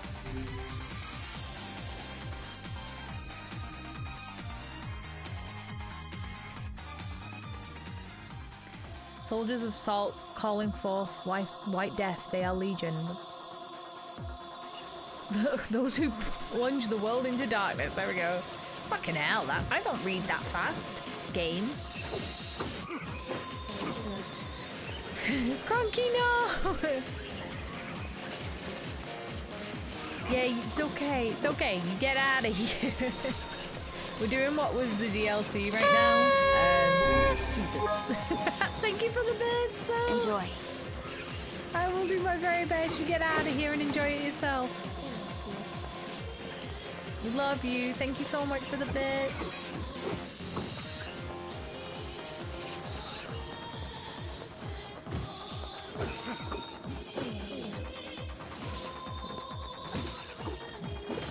Yeah, we're just ripping through these guys.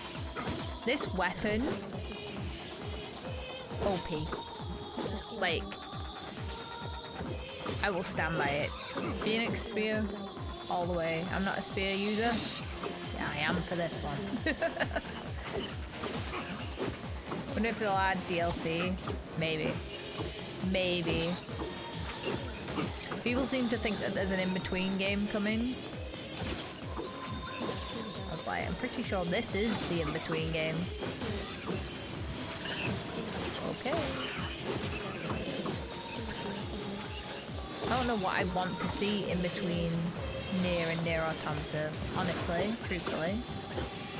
I don't know what I want to see.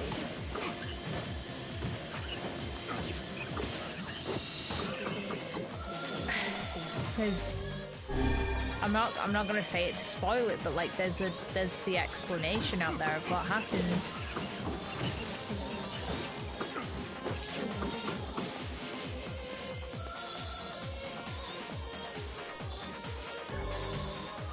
We got the one-handed sword, Fool's Embrace. There we go.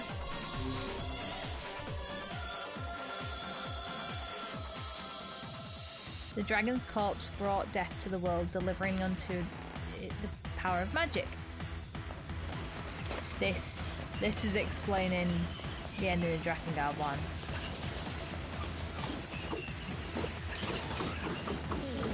Yes.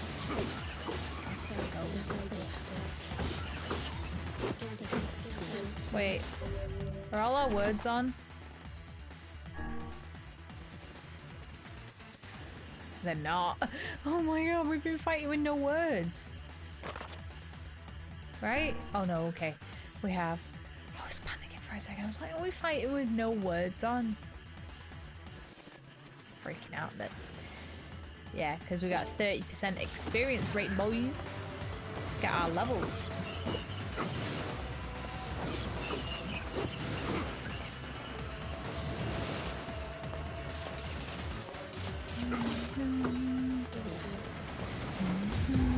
Oh, you're a tough boy.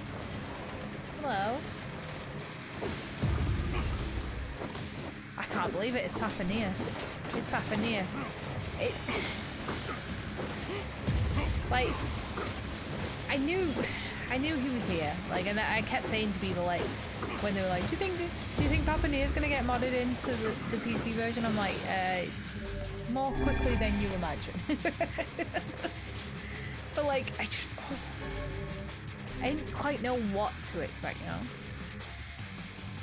Oh, we're getting new entries from her as well. The black sickness stains the future. The journey to the return to the soulless vessels. There you go. It's talking about all of it.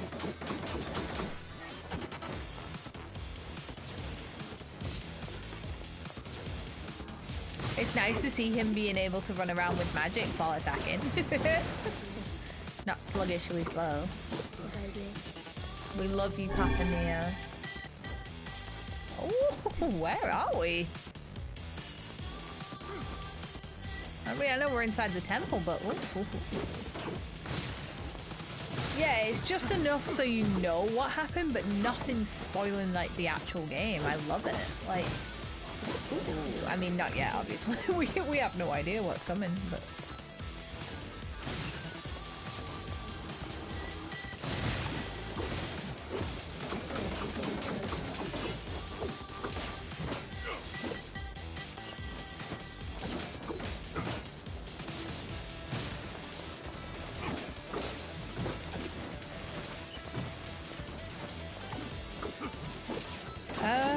What if surprise Drakengard 2 is canon now? We were talking about this earlier. Technically in the, like, overall Arcane universe, it kind of is. But, like, it's not canon to the NieR universe. Like, there's no way to link the two. But also... Yoko Taro had nothing to do with it, and that... I mean, I don't know. I'd feel bitter too. I would probably want somebody else's work to have nothing to do with my crafted world that I've made, you know? Whether he gets the rights to remake Drakengard 2 as... whatever.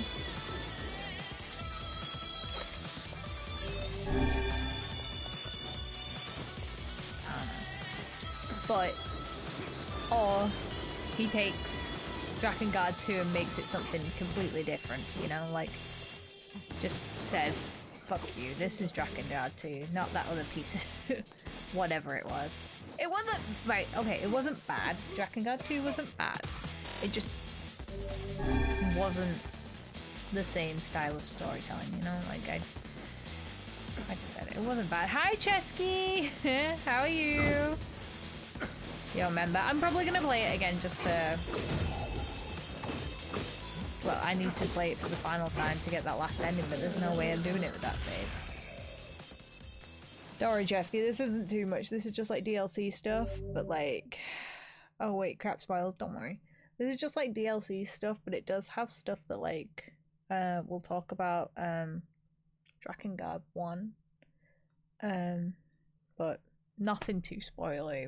We're fine. We're just vibing through this. We got the Kabuki outfit, which I believe was in the original. Whoa! 1,000 experience points? Nice. Nice. Chesky, when are you playing this? Oh, there's more doors. Shooty man's nice. I'll tell you to get out when we go back into the game.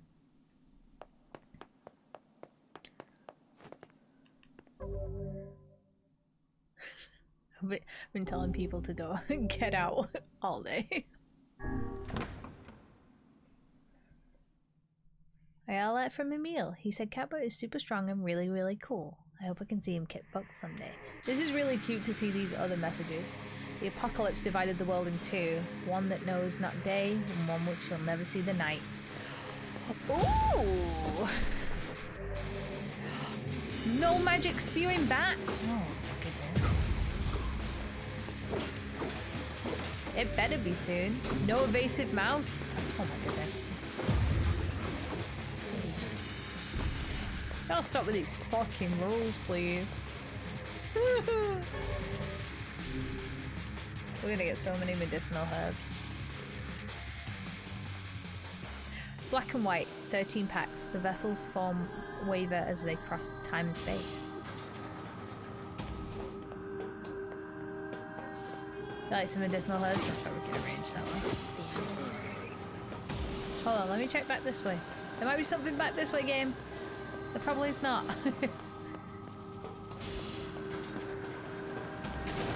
I can't wait for you to play it, Chesky.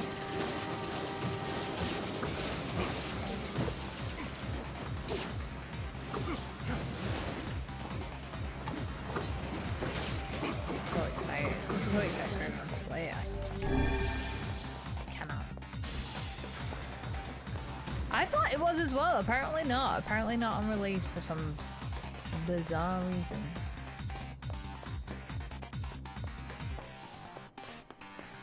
I'd also advise against not getting it on Steam. Apparently it's got some issues. Not surprising.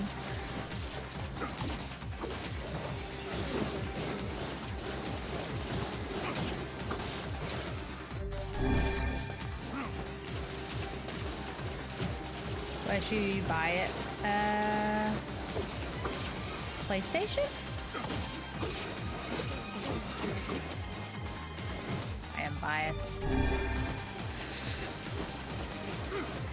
Big bias. PlayStation.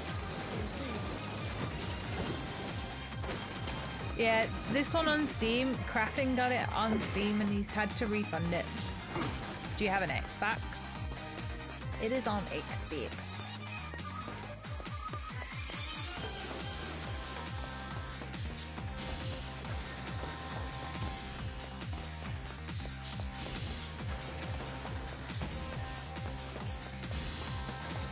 Oh, are we really just in this fucking maze right now? Oh! Shut up. Are they giving me rare items in here?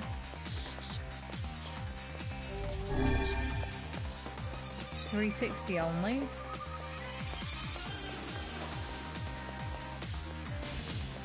Really? Oh. Apparently there's someone... You wanna come out? Oh, you're on the other side. I'm sure it... Because it's released on Xbox. Oh, you only have a 360. Oh my god. I'm an idiot. Ignore me.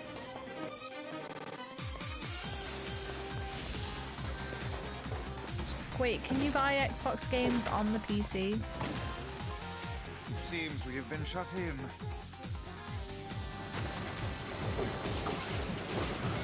I don't know how Game Pass works, guys. I'm not a gamer.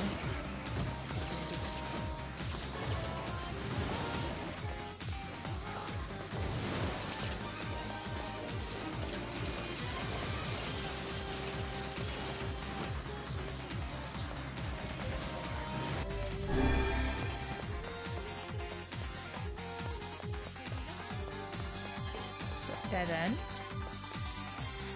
I'm the most gamer. No. No. Little. Why have I got no map? Hello? Video game? It seems we have been... We have been shut in. Hey, do you know we didn't hit that line once in the game? Maybe it's because they were saving it for this. So it's something a bit weird. Go on. Go on.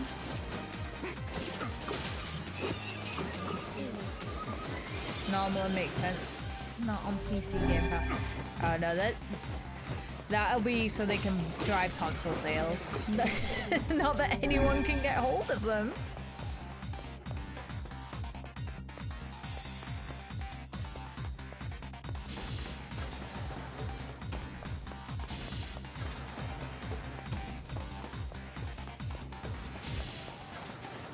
It's on a cell phone Game Pass, but...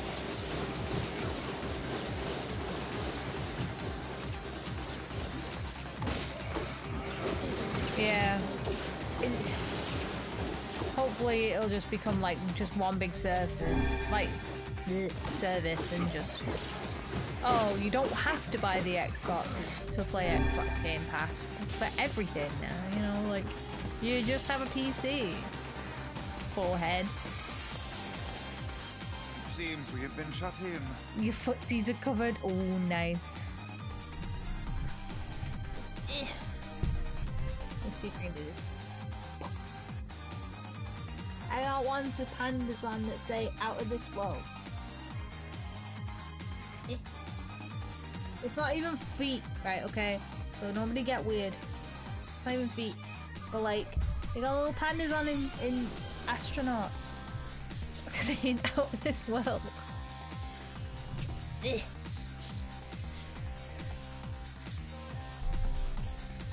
Okay, base 10, base 10.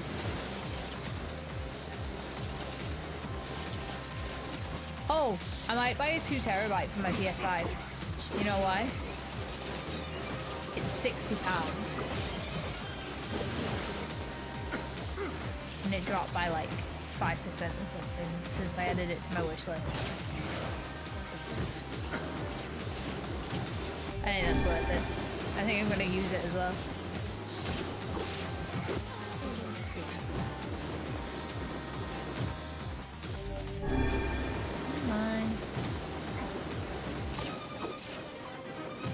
These guys are mean.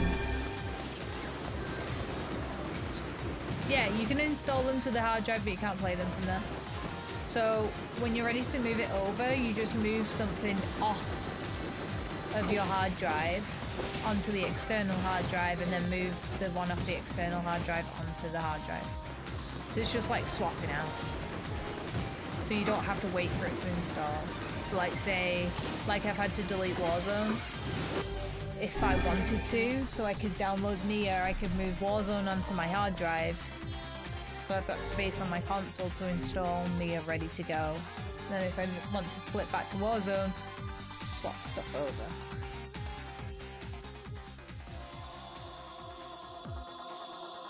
I think so. The song of a man has been drowned out. In place screams of something inhuman.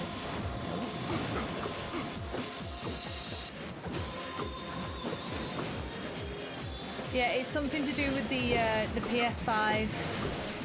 Yeah, you can play PS4 games, yeah. But like, I was just using like my recent games for example, why I had to delete Warzone so I could play NieR. Just unlock it. Super fast SSD. Hey, it's a step in the right direction. If I can buy a 2 terabyte external for fucking £60, right? And it's like one of those that's made in like a sturdy case, so like it can be fucking transported around if I need it to be. I'm gonna fucking take it. You all ready for Mother's Day? It's already been Mother's Day over here. I'm pretty sure. Yeah, pretty sure. My mum's birthday in 4 days.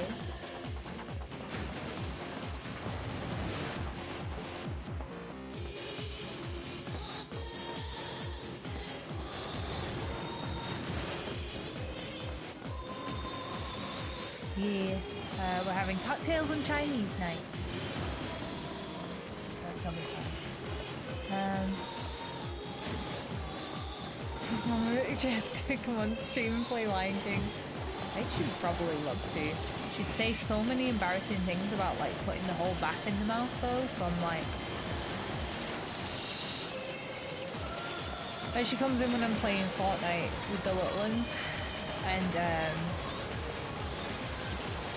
she like, while I'm playing Fortnite, goes, can I pause? I'm like, okay, so the controller's over here, right? So say I'm sat down there, she'll come over and she'll, hi Max, like, and he's just like, hello. He's only 7, but he's like, hello, and I'm like, you know who that is, don't you? It's like, that's my mum. Oh yeah, hi. Anyway, so the Rocket League car is, I'm like, Mom, just leave it. It's fine. She's one of those, like, when she's talking to you guys, when she comes in here, she won't talk to the microphone, this thing right here, she'll talk to that camera up there, or to the game screen. I'm like...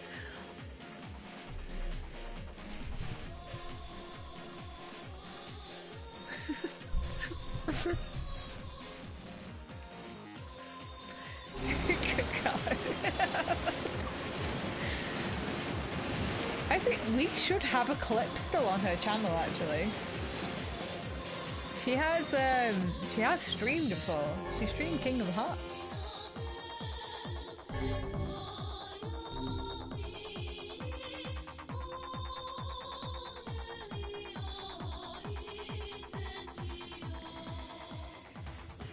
The sky falls with the dragon. The world ends this day. Whoa! Oh, where the fuck are we? Why are we on a fucking basketball court?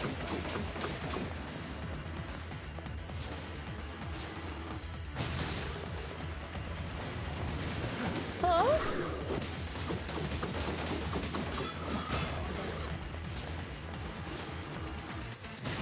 Cap, can you say hello to Moose for me? He's a good boy. Seeing his little ears perk up is always my favourite thing.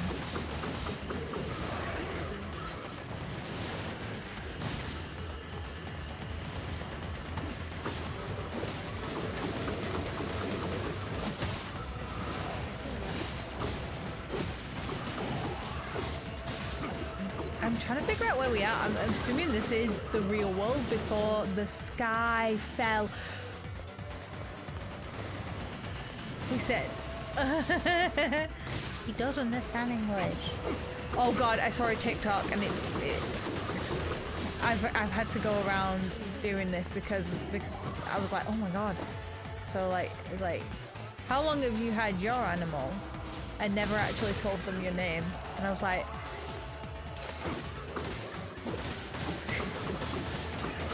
it was like a TikTok of a guy being like, oh my God. And he's like, I've had my dog for 9 years and I've never actually told him my name. So he goes in and he's just like, hi. And he's like, my name's Albert or something. And the dog just goes, something like that. Maybe Cap. I was like, I went round and I started telling Scamp my name. And trying to get him to look at me. I was like, Scamp. Jess. he caught on a little bit. That dog is very smart though. Like, he's stupid, but he's so smart. Like, he learned sit very, very quickly. And my parents were like, he'll never learn it. He'll never. I'm like, keep trying with him. Don't call him a good boy for not doing it either. Keep trying. And now he knows sit, but I've done it like I'll do Scamp, sit. So it's a simple command, like sit, sit. And he knows that one now. Tell you something new about dog trick, go on.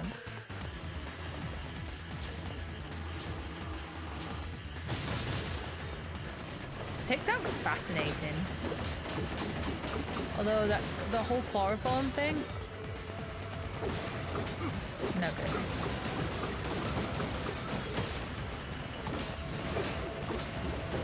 So it confuses them. Oh. Okay. Yes.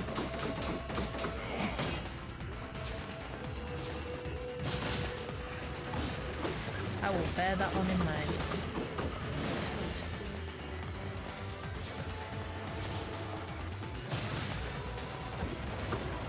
Guys, I think we're literally in Earth as the ending of Drakengard 1's happening.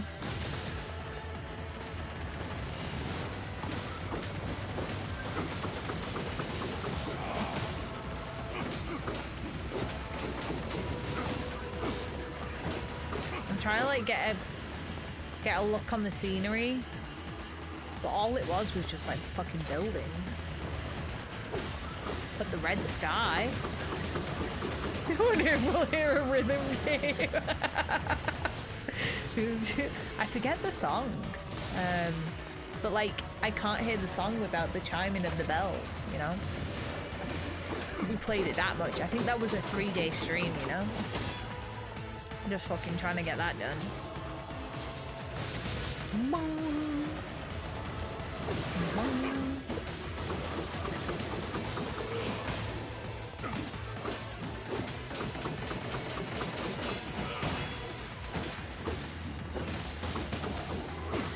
And honestly, if there was someone here who was genuinely going to play Drakengard 1, I apologize. But I don't know if any of the people who are in chat are dedicated enough to the cause. Sorry guys, I love you really, but it was painful for me and I enjoy everything. So yeah, listening to it without the bells is just wrong. Weird, right? Like, you know those beats then because of how many times you've had to sit there fucking hitting, alternating between one and one.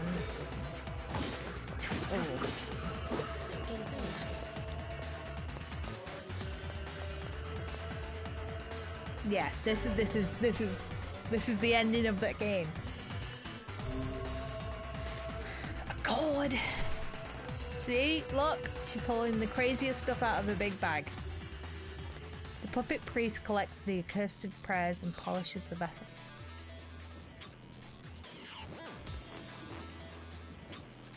Well, yes. What are we doing? Oh!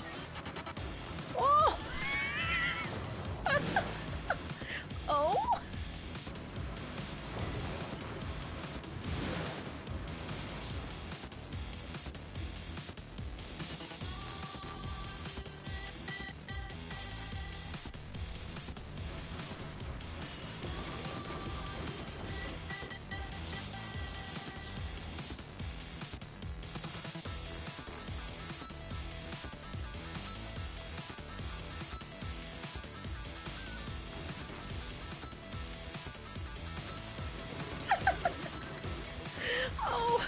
Cordero, sir! What a fucking mastermind! I love this.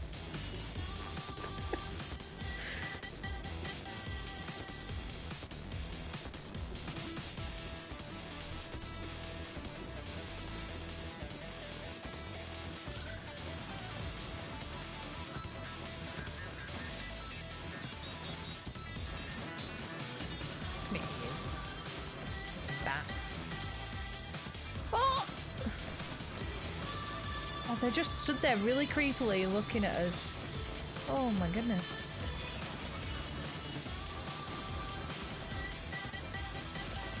Imagine it just like a score sheet pops up after. Oh. Marks us on how well we did this. Did this. Oh my god. We keep spawning. No.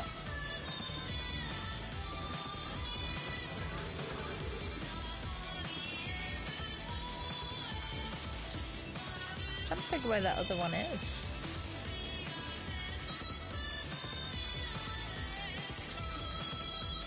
Okay.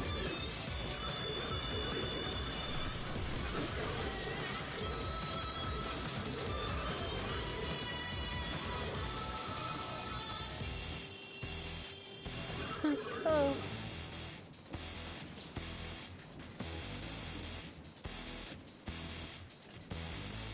Apparently there's one up there somewhere, I can't see it.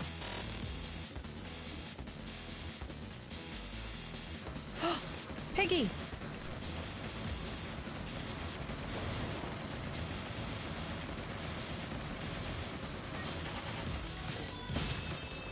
Sorry. I had a feeling you were going to charge though.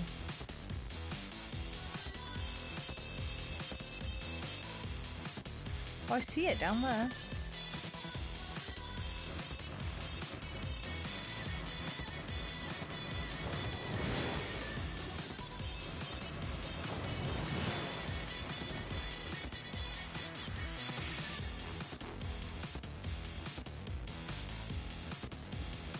This is amazing.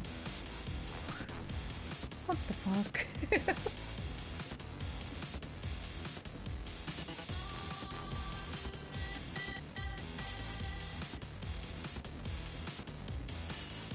This looks like the original quality though, like this is what the game looked like originally, this kind of like gritty look.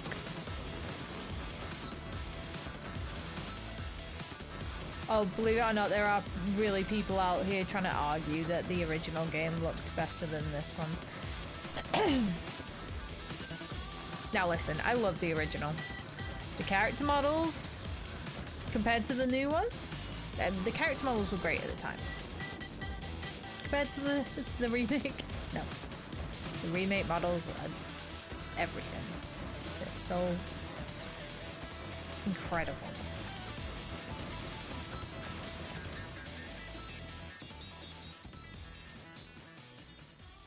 Pog, look at us. Look at us. Oh, we got the samurai outfit. Ooh. Oh, this is great. Oh, door number 3.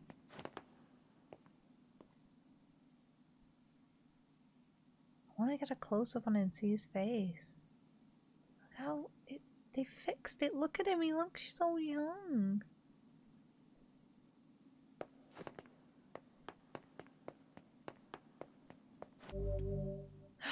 Whoa.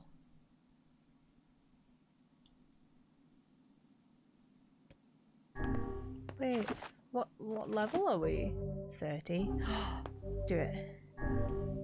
Yes, I'll do it. I'm not scared. Cat brought a chick home with him. It makes chirps and follows me around. It's just the cutest thing ever. Aww.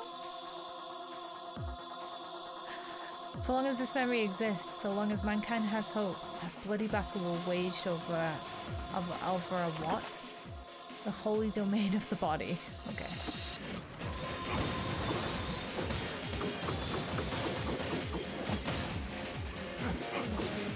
Kind of almost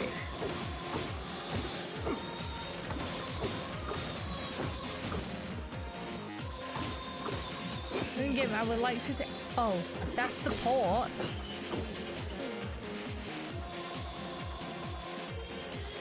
That's the seafront.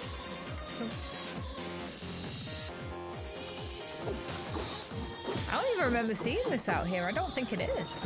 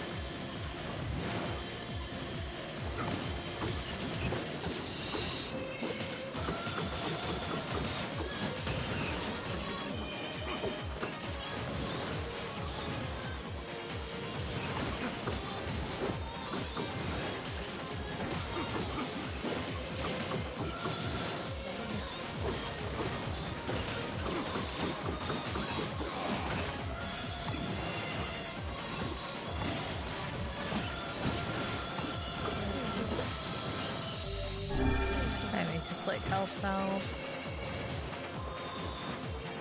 Guys, thanks for hanging out with me. I really appreciate it.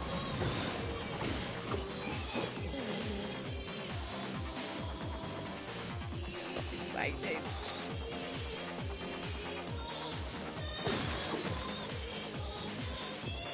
I'm in Disney mode.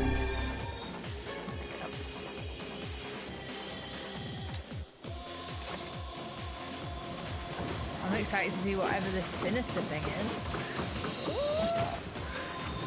Do you know, like,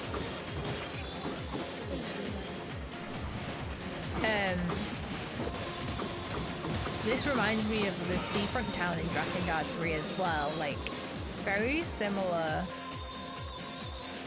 I doubt they're the same place. Like, they can't be them. Wait, is it true that McDonald's lost the rights to Big Mac over there? And Burger King has a bunch of almost a Big Mac, but not. I don't know. I'm not sure. You know, saying that, I don't think I've heard the term Big Mac in a while.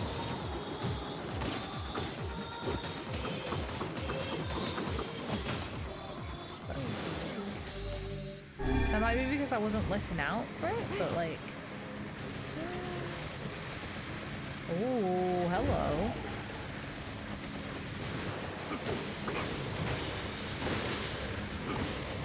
Remember guys, game tried to tell me I needed to be level 33. Let's see.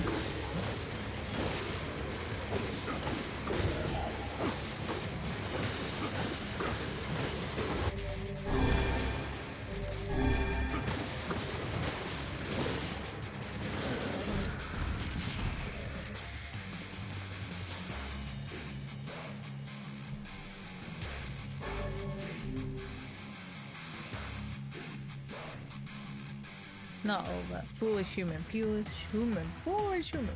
Foolish vessel. Ooh. Piggies? Hi, piggies. Oh my goodness, this is gonna be a fucking nightmare. Uh-oh. Balls in such a like small space. Yeah. Nightmare. Hello.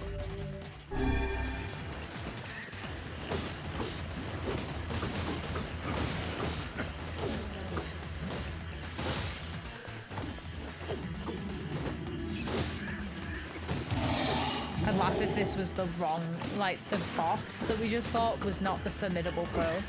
It was the pigs. Well, the balls, could I say.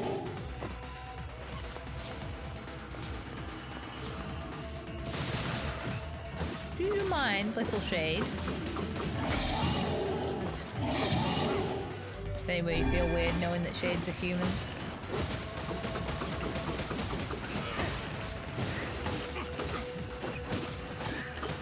The game's about to make it like a fuck ton more weird once we get back into the story stuff.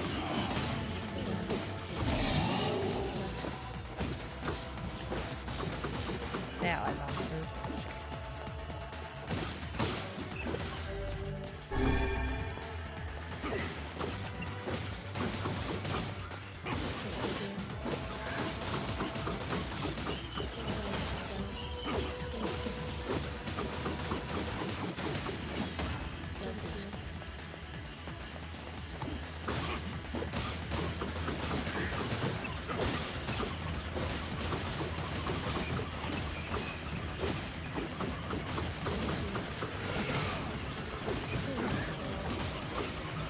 Still can't determine why they act this way. The game really hasn't explained that, but it could be because they see us as we see them.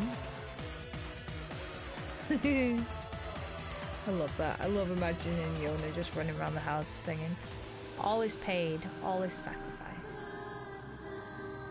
Oh. The music though.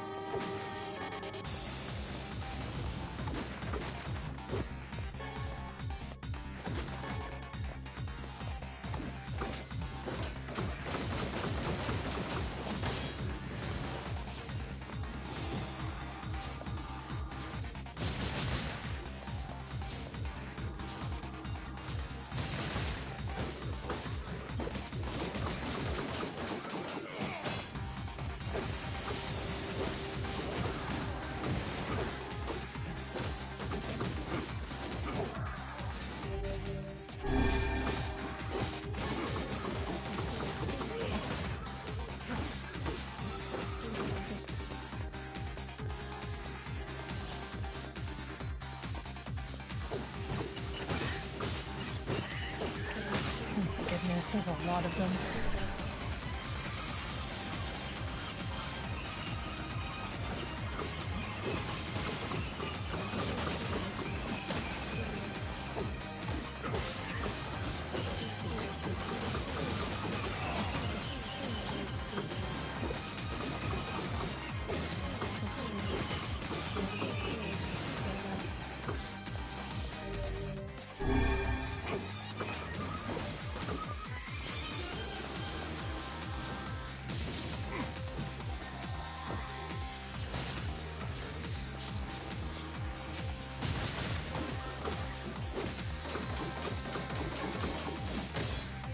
Yeah, that would be nice. And do you know what's a good series to watch if you wanted to like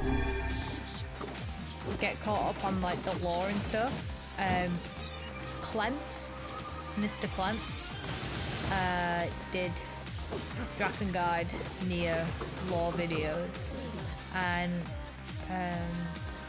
Aurora Valkyrie did some as well, but I don't know if she removed her videos completely. I know that she was having some issues with people re-uploading her stuff after she asked for them to be completely taken down. But oh, sorry, Valkyrie Aurora, that's the name. Aurora Valkyrie. It seems we have been shut in. But yeah. I do recommend, like, after playing the series, watching those lore videos, because it gives you like the extra perspective, like some of the stuff that I didn't know I learned from those videos. Like, and it helps explain some of the stuff better. Johnny, hello, how are you?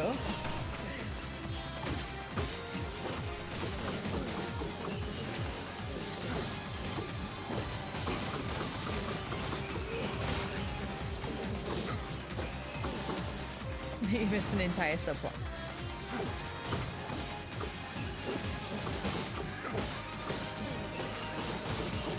And that's the thing, these games aren't just like meant to be understood from just playing them, like they want you to dig. They want you to find out more, they want you to question what you know, what you feel, all that fun stuff. It comes with having deep stories and all that. And granted, that's not for everyone, and I totally understand that.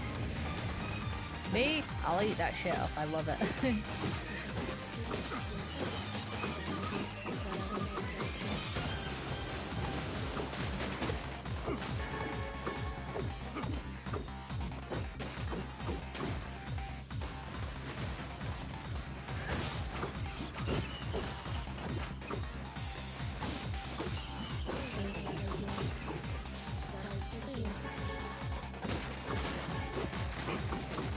Eagle egg!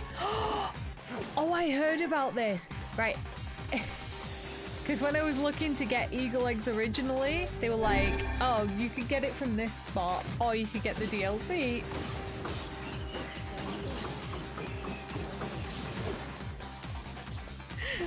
I have 2 of them because I had to use one of them. So I have 2 of them.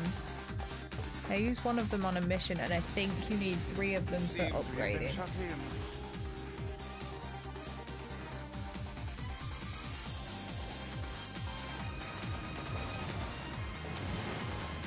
Indeed, no one stops. Such a fucking good line. And the way that they've reworded it now in this is so good.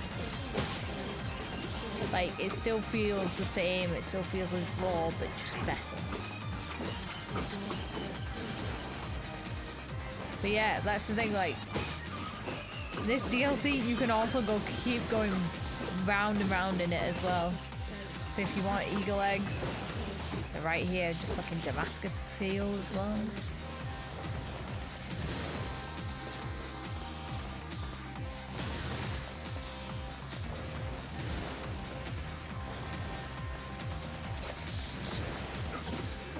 I'm gonna have to watch like some footage of the original DLC, or I could just buy it. I guess it's not that expensive. I think it's like £6 or something. I don't know how I'll feel playing it after playing this though. This is so slick.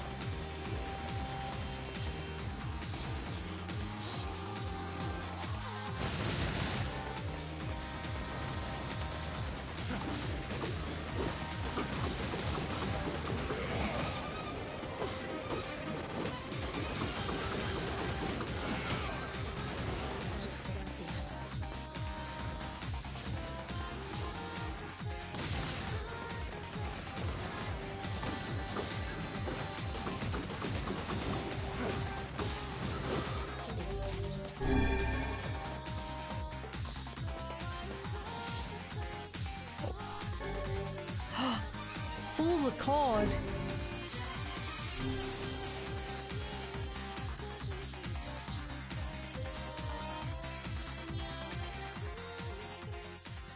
Do not bring back the light, do not bring back the vessel, do not bring back the future, do not bring it back.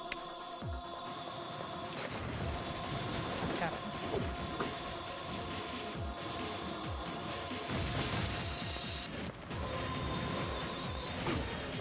You gonna see it?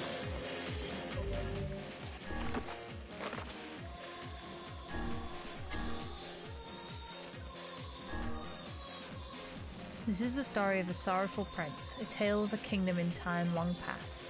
Attacked by the forces of darkness, the nation was annihilated in a single night by an inhuman soldiers with red eyes, and a group of black dragons, so numerous they blotted out the sky. Having infiltrated the king's castle, the black dragons visited upon the king and queen a most horrible fate. It is said that their stomachs were torn open by the black dragon's mighty claws, and the very floors they stood upon became a sea of blood. The prince and princess thought, though racked with sorrow, escaped to live another day. The prince, spurred on by shock of witnessing his parents' tragic end, became consumed by the desire to exact vengeance.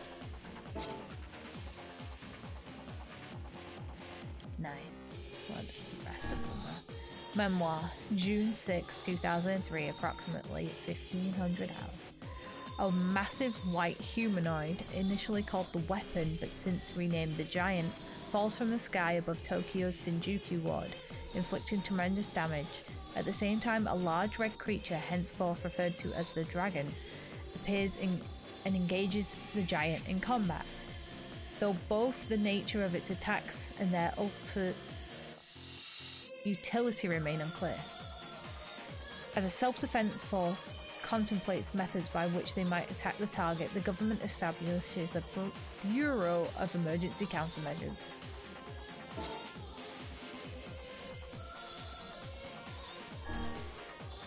I was saved from despair, the despair that shackled me. I was freed from the fate that cursed me.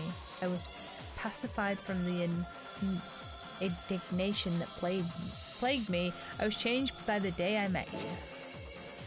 Obviously, when we level these up, they'll get more story as well, but like... Goodness.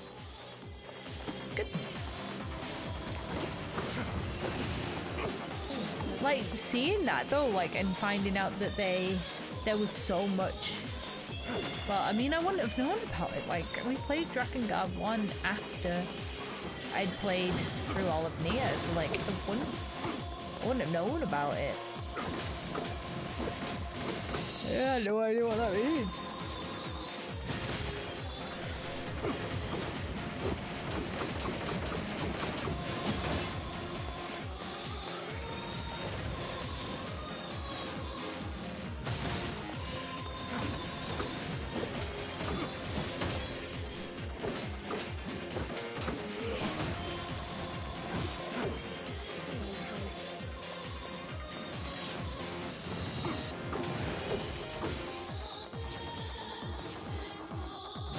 Music though.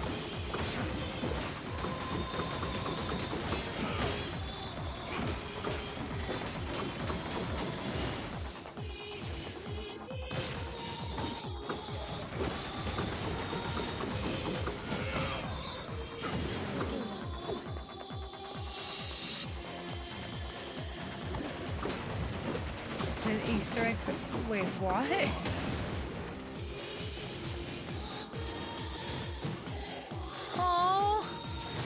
Shimaru. Anytime. Anytime. I'm glad you're having a good time.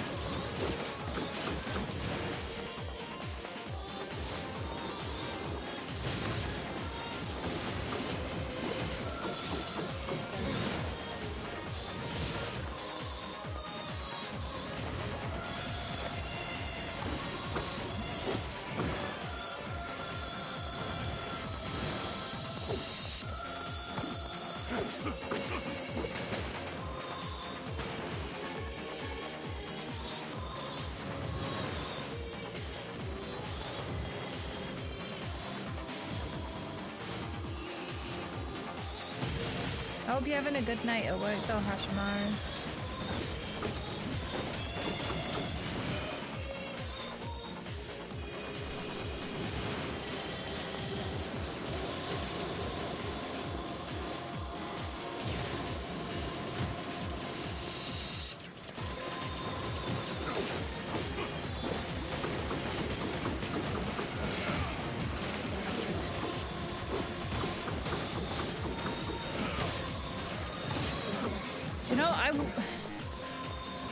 Say, like, if any of the story that's like coming out of this DLC is like intriguing to you, maybe do play Dragon Guard 1. Like, it is certainly an interesting tale, but like I said, the combat is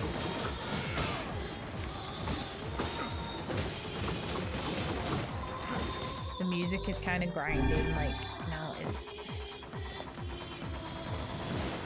but story though.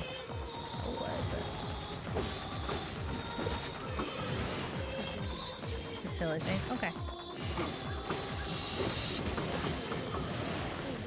Oh. Bro. Remember, it told us we needed to be level 33 to get through this. So we're going to struggle if we don't.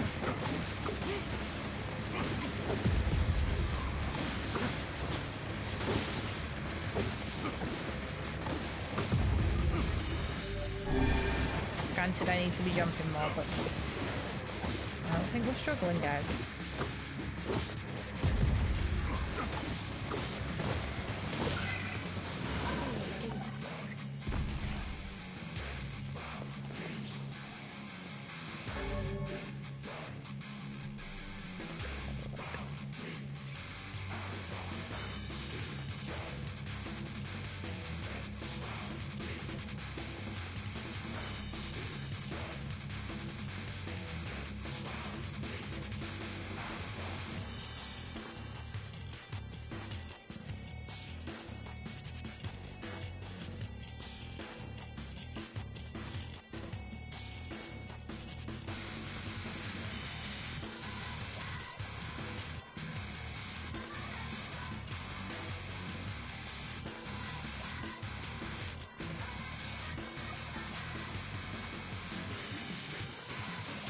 I like the bit about hearing that voice, though. That's interesting, like...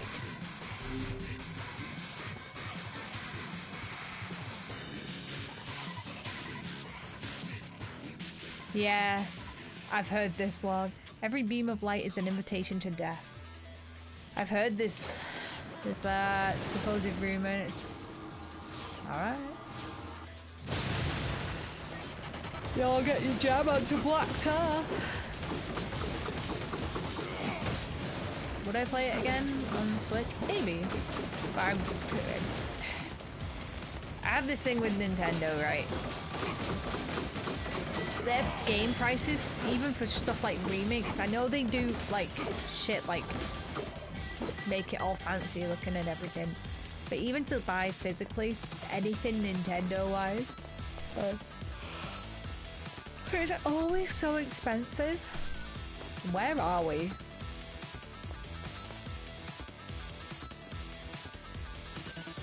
This isn't the same temple.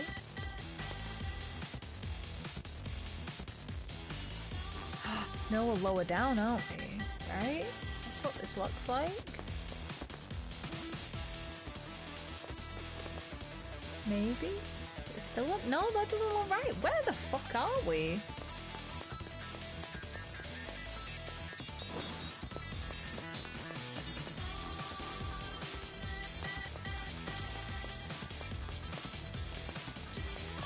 Unless it's just like the mashing of multiple worlds. Ooh.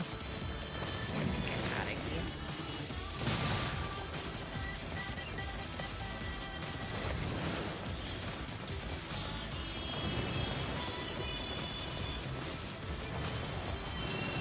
They're all going in slow motion. Obviously while I'm aiming they are, but like everything else is going in slow motion.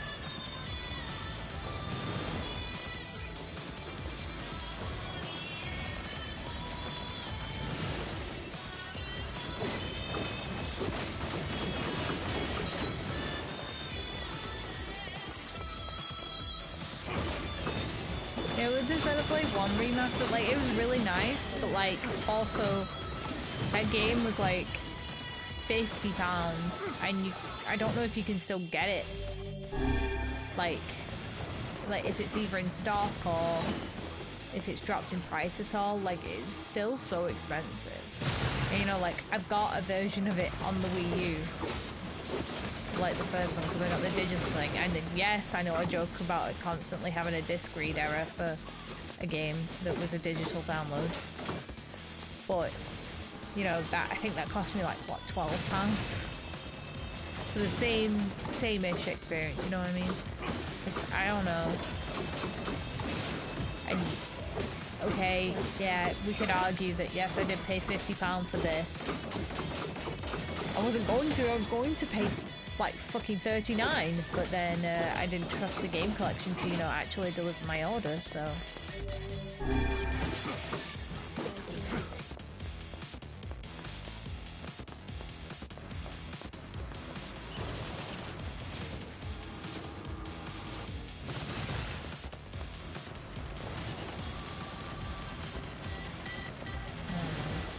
Not saying the games aren't worth it, it's just when you own something it feels very hard to justify paying all that money again.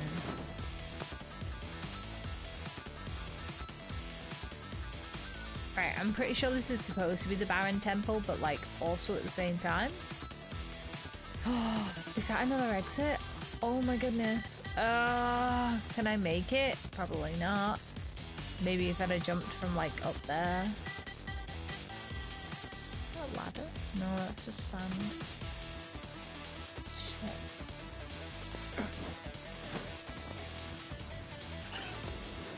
Hello? Can I help you over there, little things?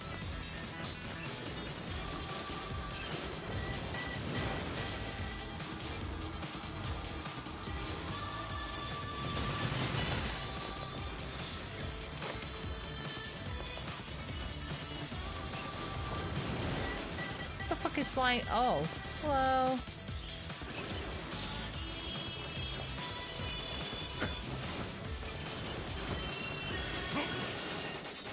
Right, there's no way you guys are trying to start a fight with me on this fucking tiny platform. Really? I got one thing to say to you guys. Bye.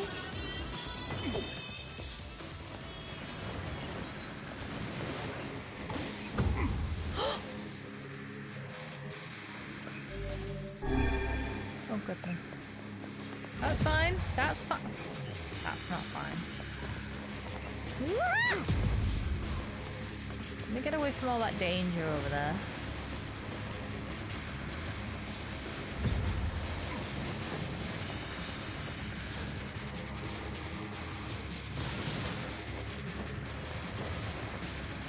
He hits like a fucking truck.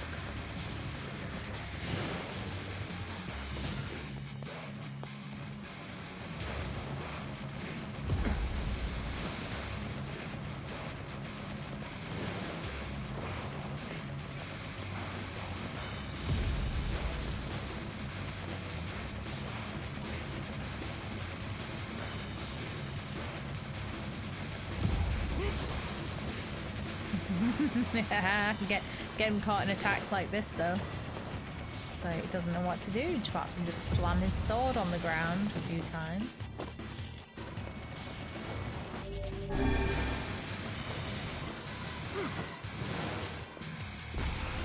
Oh! There's another one.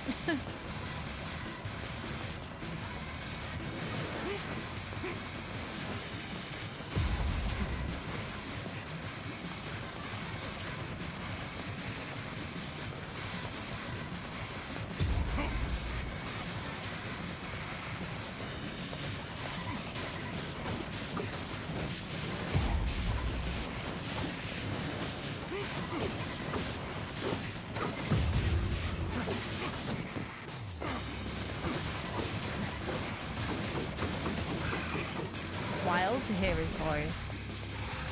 Oh, fucking hell. Oh.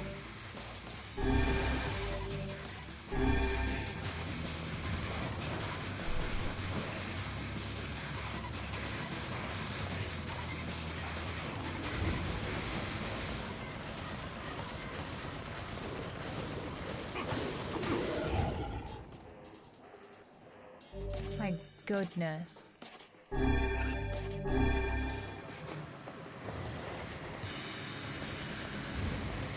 Now this guy hits hard. Where the fuck is the camera going? Hello?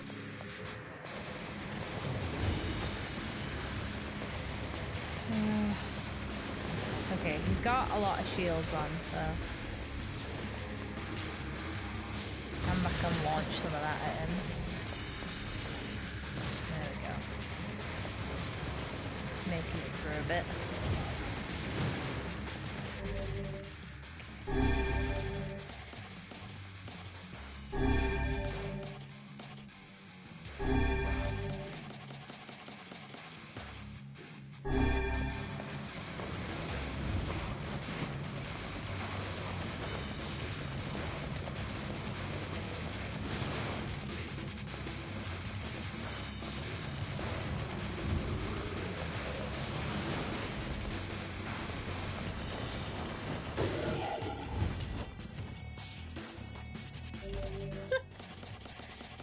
Right at the same time, we just fucking whack each other.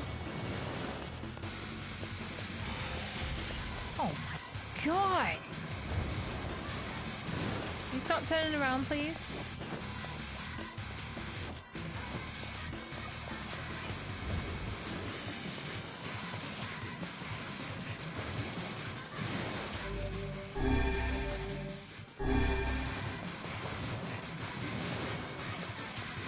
I've seen anything this bold since Dark Souls 3.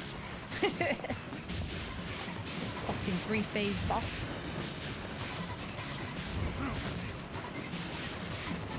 Looks like this guy's really only got fire breath as his. Oh, don't get close to him, though. Fucking hell. Throwing myself at that dude.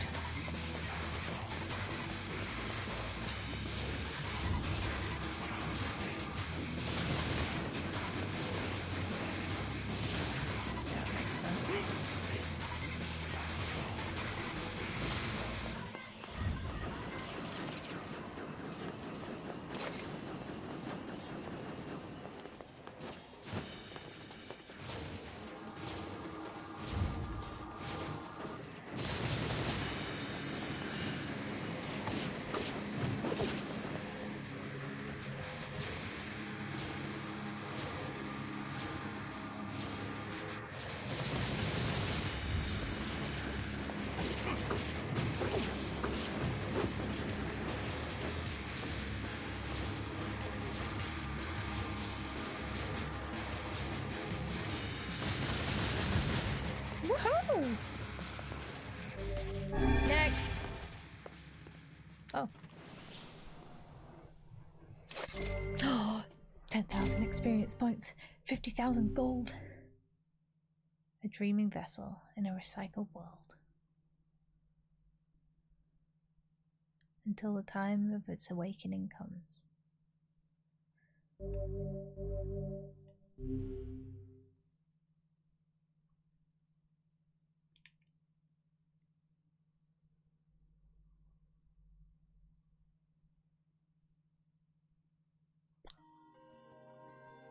Oh.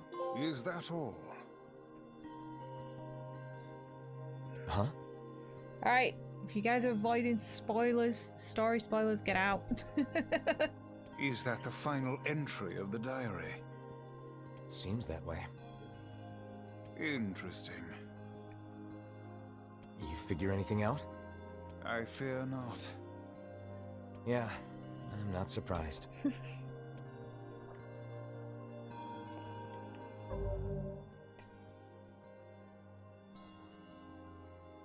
Hey guys, recommended you be level 33 for that. I'm a boss, I'm a boss, I'm a boss, boss, boss, boss, boss, boss, boss, boss, boss, boss, boss. Oh, hold on.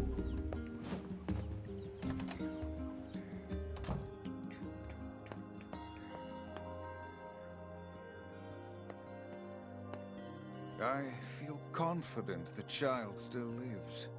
Of course she does.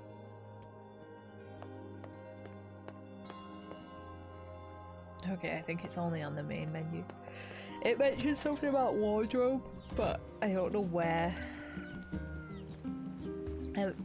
Either that, it was just telling me wardrobe is available now. Oh look!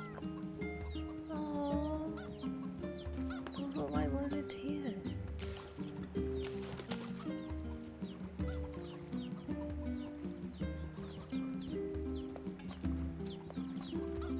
Yeah, it's just on the main menu. Yeah, I didn't know if you know, you could go from anywhere else. That's something before we even engage with Devil. Yep, we're missing one. That's from this ending. Hey. Oh, You guys ready hi. to speed through? I kinda thought you'd never talk to us again. I understand you're doing this for the village. And Pretty much, yeah. Here we go. We're doing it. so You let... huh.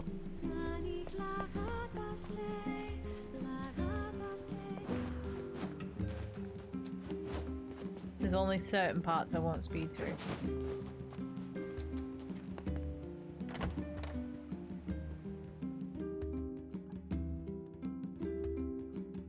He's a king! Oh. Yona, we can share friends.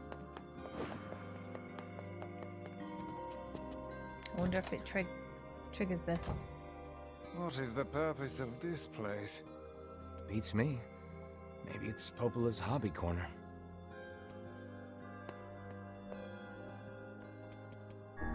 This looks like Emil's sister. An exquisite piece of work. It feels as alive as you or I.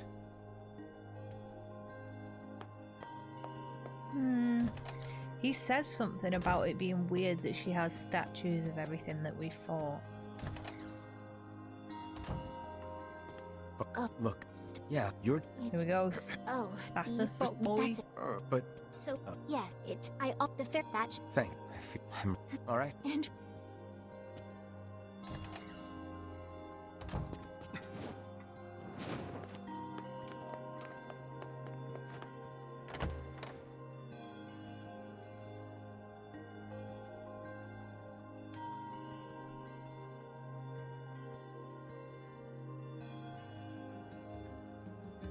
The path above the entrance to the shopping district should. How excellent to know the canal is finished. Hopefully this puts our days of running all over behind us. The faster we can move, the faster we can save Yona. Let's use it as often as we need.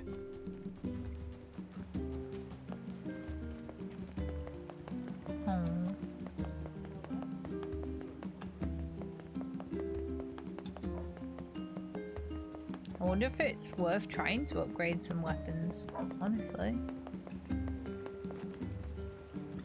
Hey! That Hey, Sure. Apparently I did a... oh, yeah. Thanks. Anyway. We'll try while we're there in this one. We'll try upgrading some of them in this one.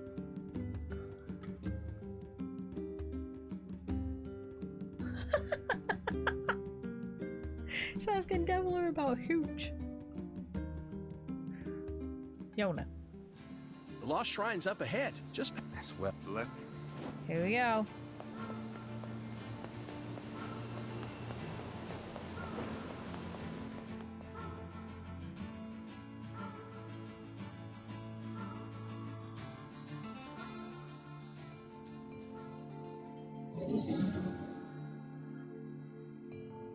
This is the important new stuff, by the way.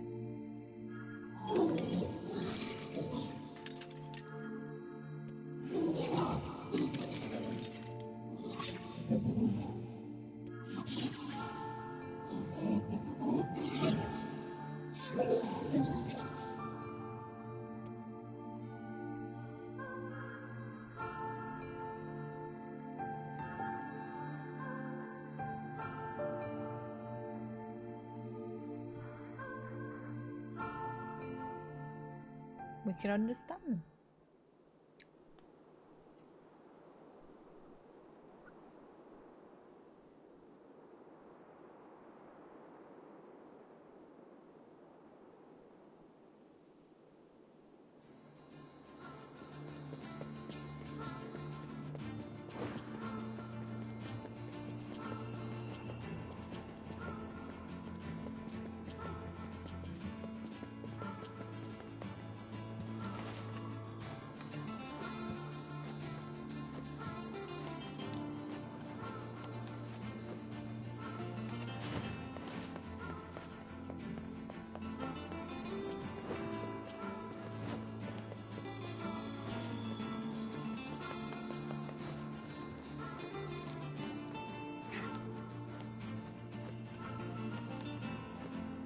Twitch, please. What happened?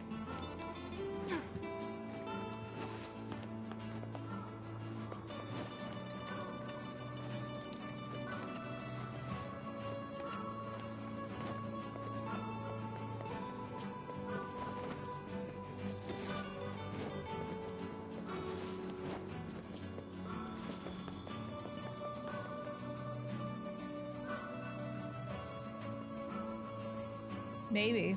You should probably get it changed.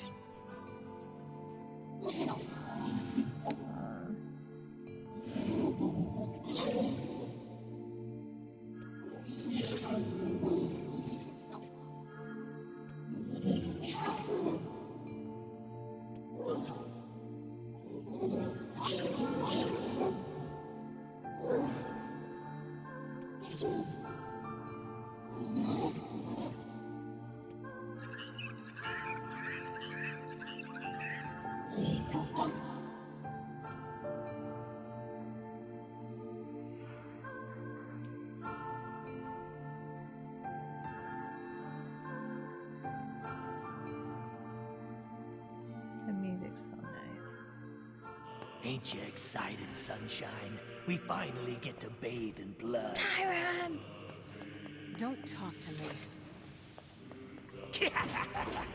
I want to kill so bad I can barely stand it.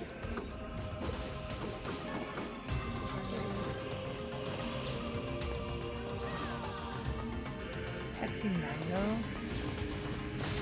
Be good.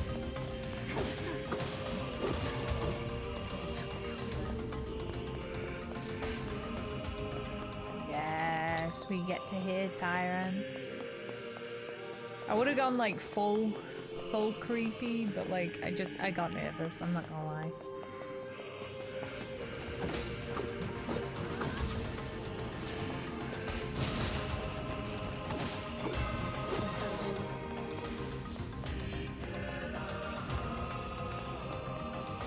I know there's not like much to really say about him, but I would love to have learned about like Tyron himself and why he's so fucked up. I wonder if there is some more like about him. I know he's a shade, but like I want to know more.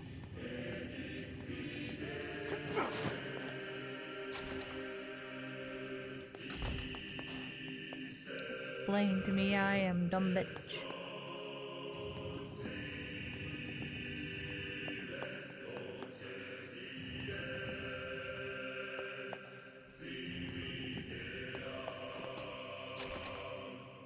This is all too easy.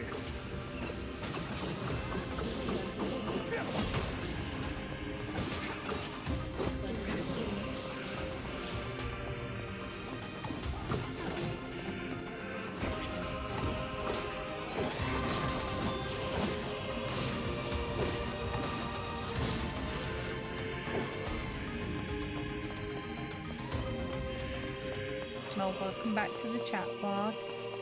I think I figured out how to do combos in this game after all this time.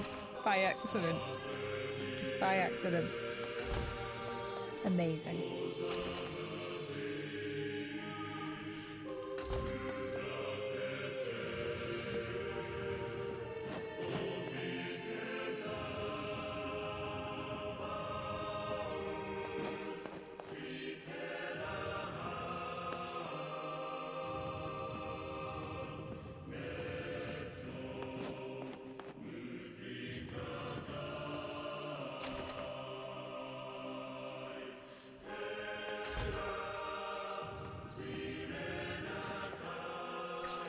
It's just so good. Like, it has no right.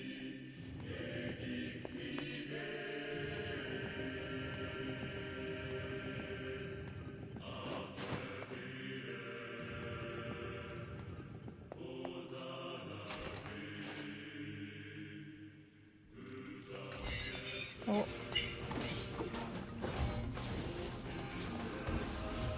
What's with these guys? Certainly not your garden variety, Shades. Their bodies aren't fully functional. Say, I've heard of this. A cursed area. where incomplete shades gather.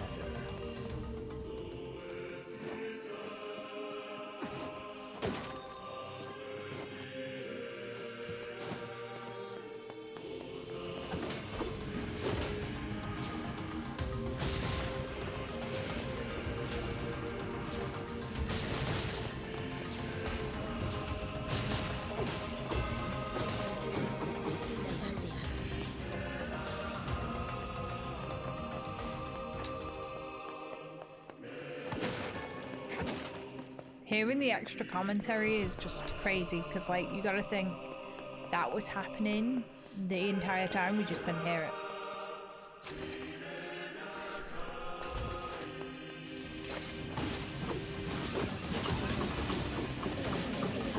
Now we hear it because we now know about Kaine and the shade inside her. She can understand the shades. So that's how we're hearing it. Obviously it's not NieR himself hearing it, it's we're hearing through Kaine. But my goodness. It was such a twist because obviously, like, when I first played this, I only played to ending, what, A? Yeah. And then when I saw, like, the whole, like, trying to start from the middle of the game again, I was like, oh god, I've just played this, like, you know, I don't know if I can play it again, you know. Because I really did have, like, that issue with not being able to play games immediately after playing them. Seems to have gone away, though, now. The desire for trophy hunting is stronger, but, like, yeah, when I got to experience all the endings in this for the first time and be like, oh my goodness, all the extra stuff you hear just from, you know, playing a little bit extra, amazing.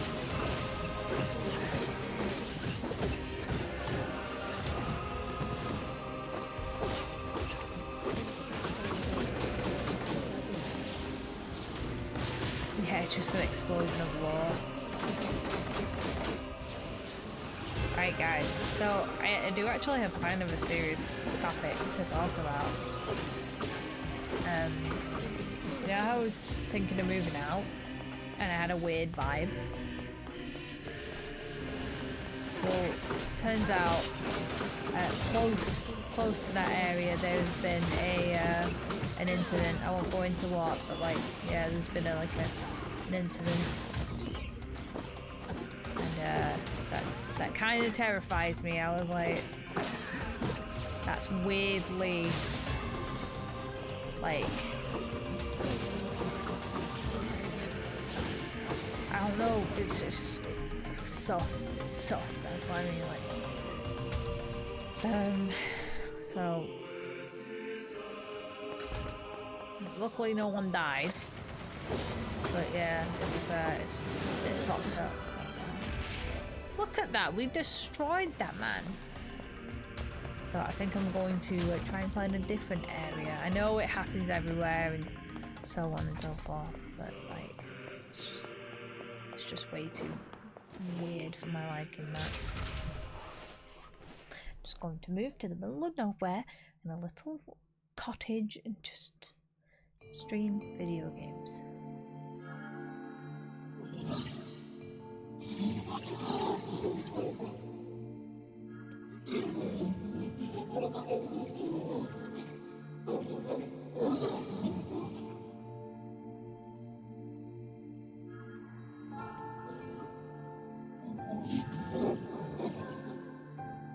Oh, that'd be nice.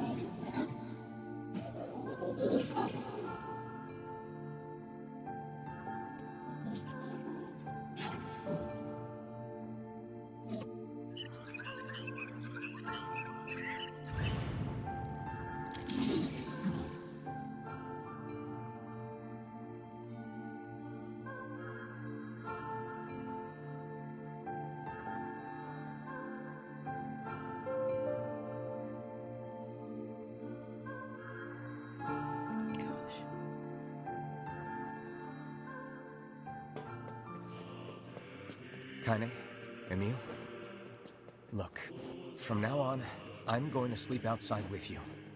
Why? I can't accept that you aren't allowed in the village. It's stupid. So you're staging a protest? Fun! Don't waste your time. But it just feels wrong. Well, that's really nice of you, but you still don't have to stay out here with us. Emil. You've got a super important mission. You can't sleep out in the rain. What if you catch a cold? Emil. Besides, I like camping with Kaine. Sometimes we sit around the fire and tell stories, or roast... Emil, that's enough. I got a fucking image to maintain.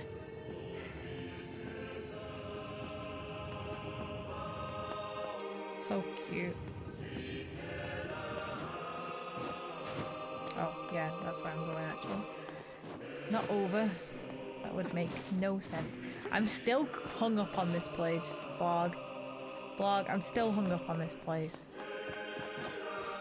There's gotta be something else up here. Like, why would you put enemies and a block to the roof if there's nothing here?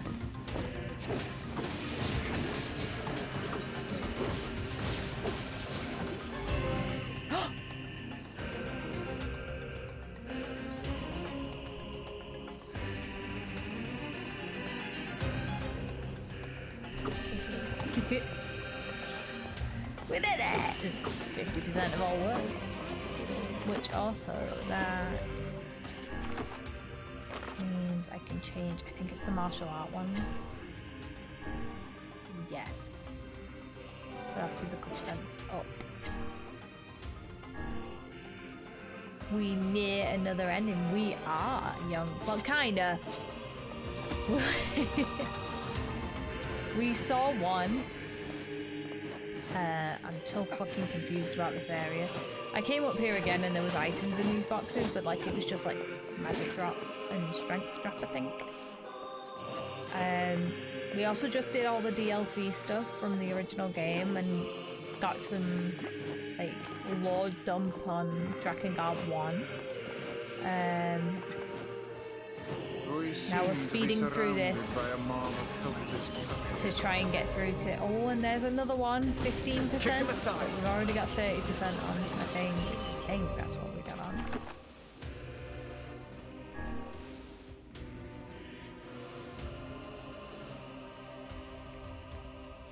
Yeah, we got 30%. We need 15%. Silly game. But yeah, the word drops are pretty random, so like... The fact that I got 30% is pretty damn lucky. Oh, goodness. Young, how are you this evening? I don't know how fast we have to beat Gretel, but we're going to beat Gretel as fast as we can.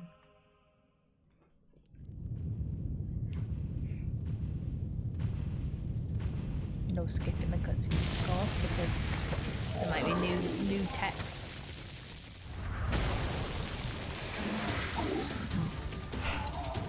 There you go. Don't you touch them!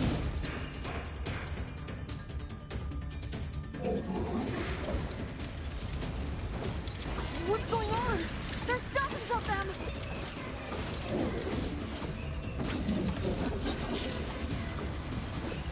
These are creatures of the darkness. Lure them to the light.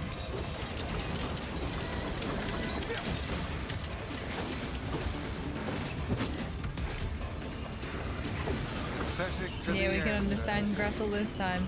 Aim for that statue. It's the leader. I'm not their leader. It is I who rely on them.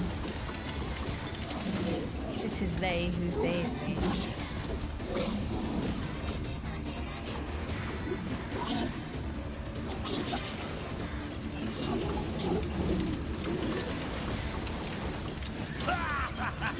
Oh, you're funny.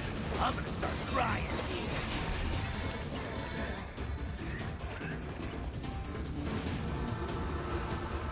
Tyrion kicking it. Oh, sorry, Tyron. I'm calling Tyrion for some reason.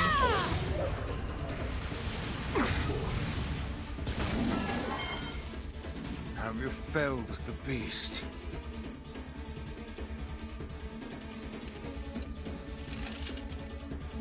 I really hope it doesn't count cutscene time in these fight trophies. Those are my friends! This is one stubborn son of a bitch. Damn it, damn it, damn it! Hey there, Sunshine. You ain't feeling bad this week, are ya?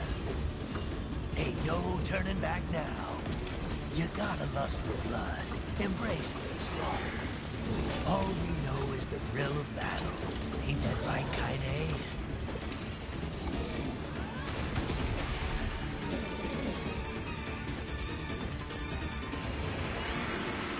You've seen them?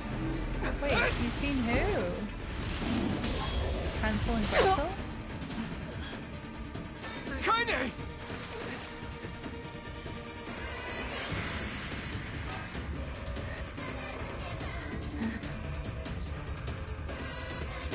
Oh, you're kidding me!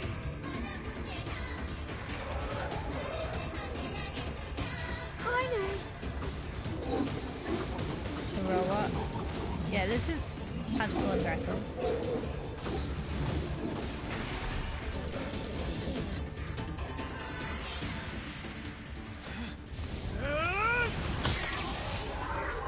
Yeah, I'm gonna play the NieR raids and find out for myself what they've done.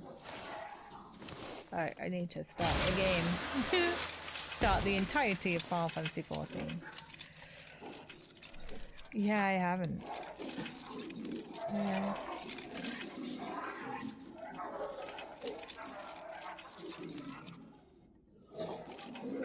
It's okay. It's okay.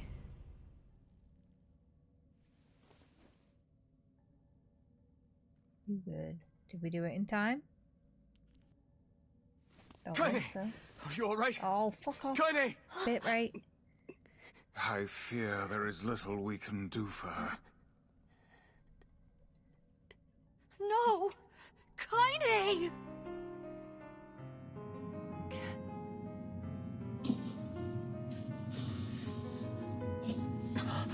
What is happening?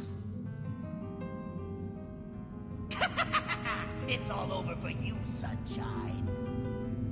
Kaine! Kaine!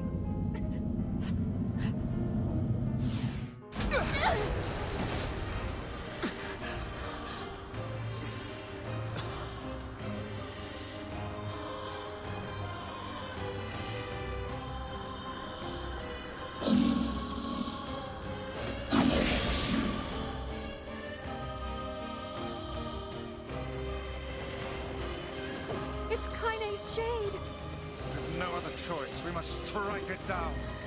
Kaine! Come back!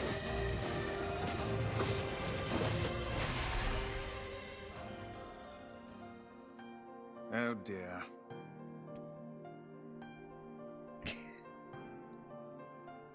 Kaine! Kaine! Kaine! I can't be with... We're always going to be together, Kaine. Sorry, If you guys. transform again, we'll just stop it again. I don't care how tough it is. We're gonna get you back. I like sleeping outside because I'm with you, Kaine. I'm able to ignore my appearance and keep going because of you. I'm weak and I'm sad and I'm lonely, but you make me strong. Just skipping You're my cuts, friend, like and I stuff. need... I hate doing it, but like All right. we're gonna be here for ages if we don't. Okay, Hashimaru, enjoy. Be safe.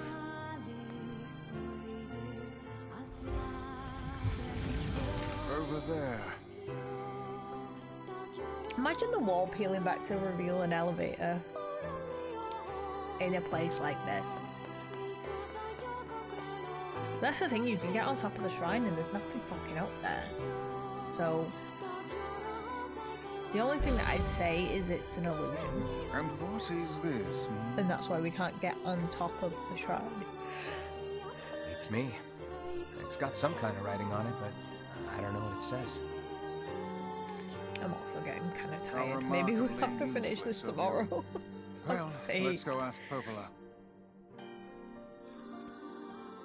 Although, to be fair, we have done 10 hours worth of NieR.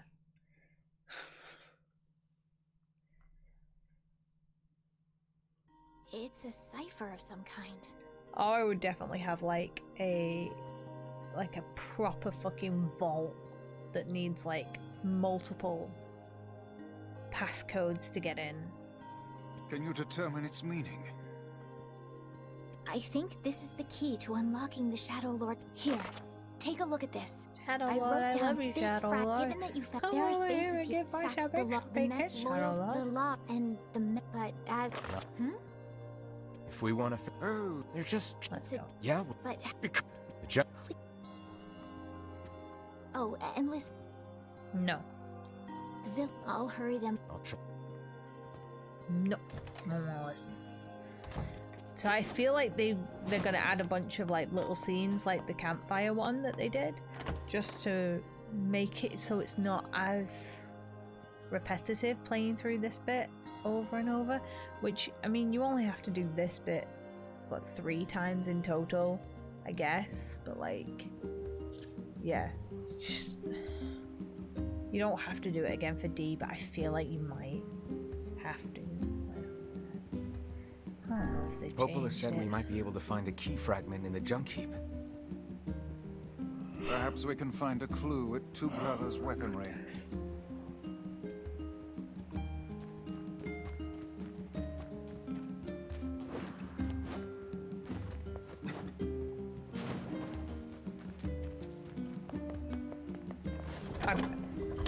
I'm sorry. I feel like we're gonna have to fucking go soon. Why am I falling asleep? Oh. Tell you what, we'll be on early tomorrow and we'll. Oh, because we're trying to like clean up at the same time. That's what I'm doing. I'm trying to do clean up and shit at the same time as going through, so we might not have to do like full playthroughs. We are definitely doing apparently I just got a message. And your wall matches the sky. It's true. Oh yeah, so yeah, I was talking about the serious thing that's happened in the area that I was looking to move into. I'm probably gonna put that off for a little bit. I know I need to leave. I know. But yeah, I'm probably gonna put that off and make the move into the other room. So the background's gonna change a little bit. The only thing that's gonna be like hugely different is there's not gonna be this much space between the desk and the bed. It's still going to be the same sort of layout because I feel like it's going to work best, but I'll have more floor space to the side instead of like being so limited, and I get to decorate it whatever I want, so I think I'm going to go with like a dark grey wall, possibly. My mum asked, do I want carpet put down, and I'm like, kind of like yes, but also I don't really want to put my PC on top of carpet, so probably not. I'll probably just stick with wooden floors, and I don't like wooden floors at all. But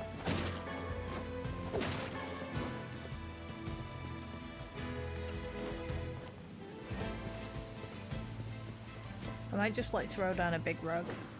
Like I've got one right now, but it's like a memory foam rug.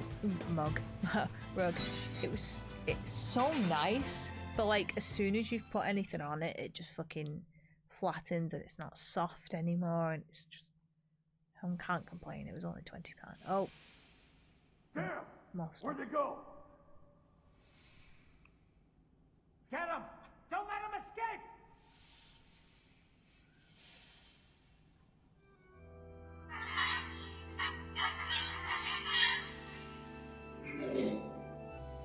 I see something over there!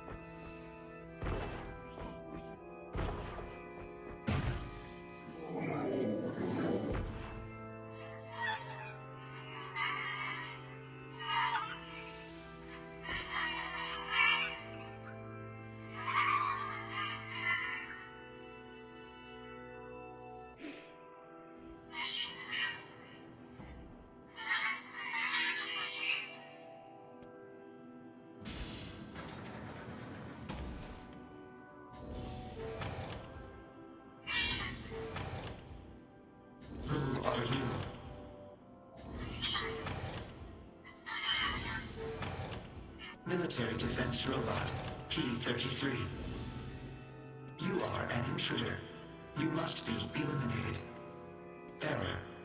There is something leaking from your eyes.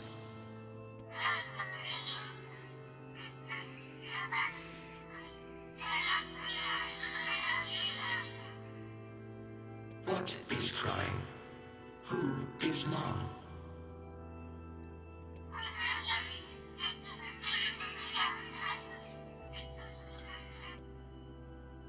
My creator is also dead. He perished hundreds of years ago.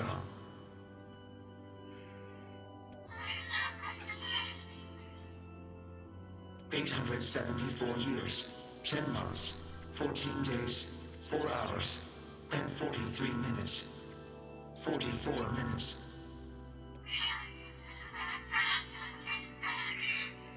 I am incapable of being lonely, or missing others, or crying.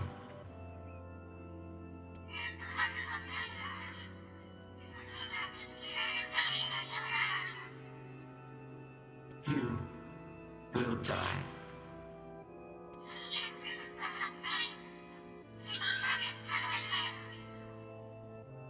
Why will they kill you?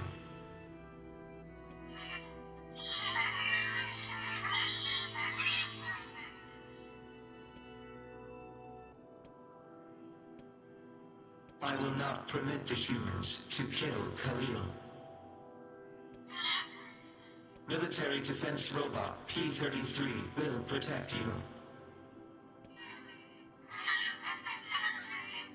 It's weird. So the Shades think that the humans are humans. So maybe they don't quite understand that they've been separated from their human body. Maybe they do believe that they are completely different to humans. P-33 is charged with defending others. Or maybe they have to just accept that those are humans and they're not P-33 anymore. will defend Khalil. In their eyes, I guess. Beepy. Beepy the robot. Beep, beep, beep, beep, beep. Oh no. Yeah, the bit where it's fucking tanking. Oh no. We struggling. Man, there's gotta be tons of machinery here. Yeah, but I don't know how much we can actually use. Oh, wow. Check this out. It looks brand new. Hey, be careful, all right? This place is dangerous. I'll be fine. Oh, no. Huh? Look out! Huh?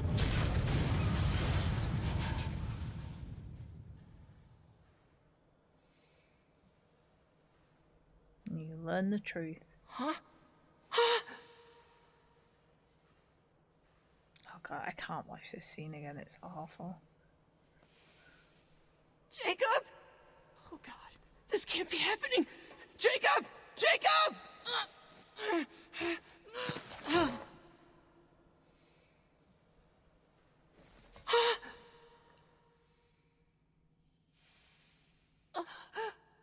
No! Mm-mm.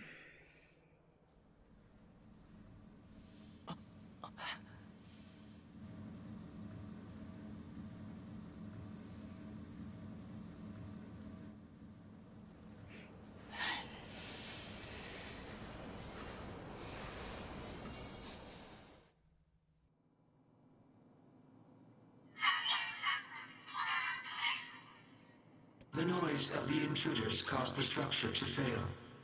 They should have proceeded with more caution. One intruder has perished.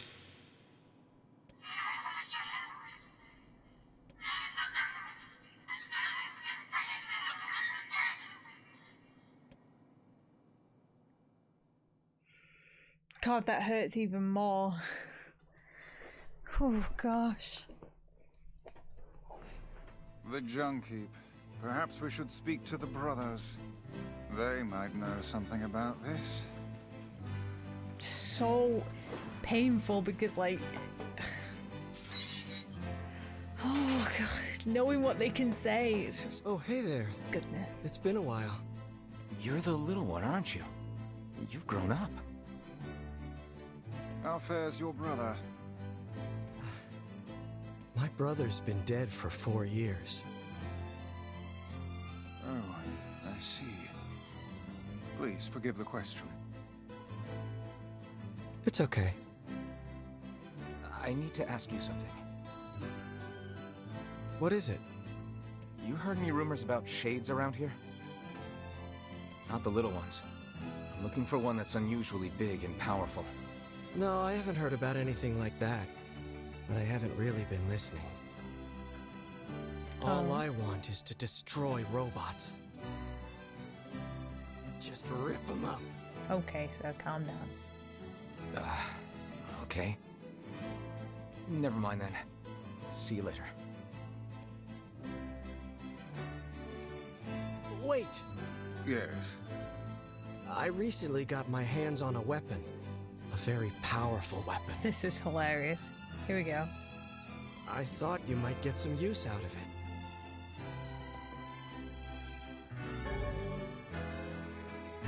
Don't we already have this weapon?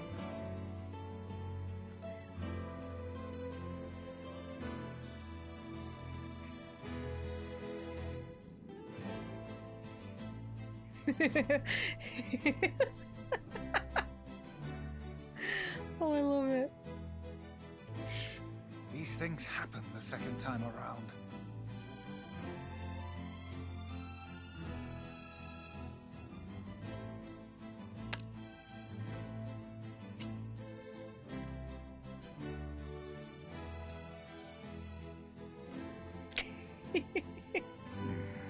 This sword has seen better days.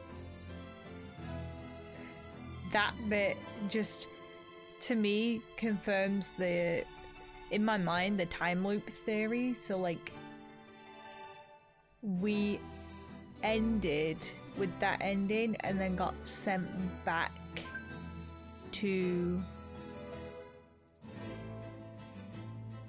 the point where you could change the timeline. You know? Yeah, it's pretty beat up. I mean, there's potential, but it's So fairly maybe a powerless certain right now. accord was in there, messing around. Can you repair it? I can repair anything. with the Especially proper because they're materials. self-aware, you know, like they know what's going on. So they know If you'll fix it, I'll get the parts. this isn't right. I'm so glad I decided not to throw this out. I'm gonna need some memory alloy. Only the real big enemies on the second basement level have them, so watch yourself. Also, here's the passcode to get down there. Use it on the elevator. You got it. I'm gonna need only the real big end. You got it. By the way, what can I help you with? Okay. Ooh. Ooh. Don't do it. We need to do our spear first. See? Giant eggs is what we need for this one. Nice. You see that eagle egg there? Now we need gold ore and black pearls for the next level. But we can also, because we got a ton of these. Level 4 is the what am I missing? Oh, okay, got it. I'm missing all of that. Fall-on necklace. Oh, if you already have the memory alloy, no, you still have to. You still have to because you need the key.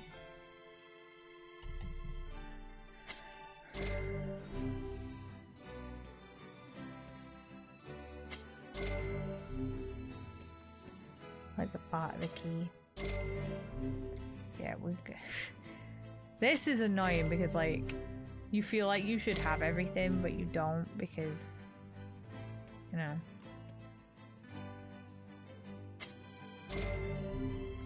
That one just needs fluorite, and I know that. Oh shit, I should have done these. Oh.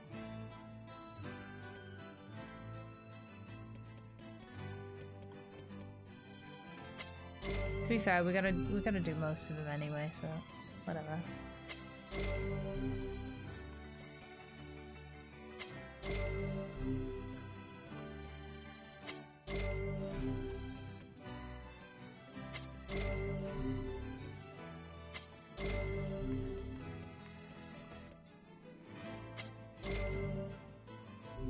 Yeah, it would be a nice loophole if you could like skip past it, but sadly not. Sadly not. The game is really too smart for that. So, I said we need to do 33 to max level. We've got 1, 2, 3, 4, 5, 6, 7, 8, 9, 10, 11, 12.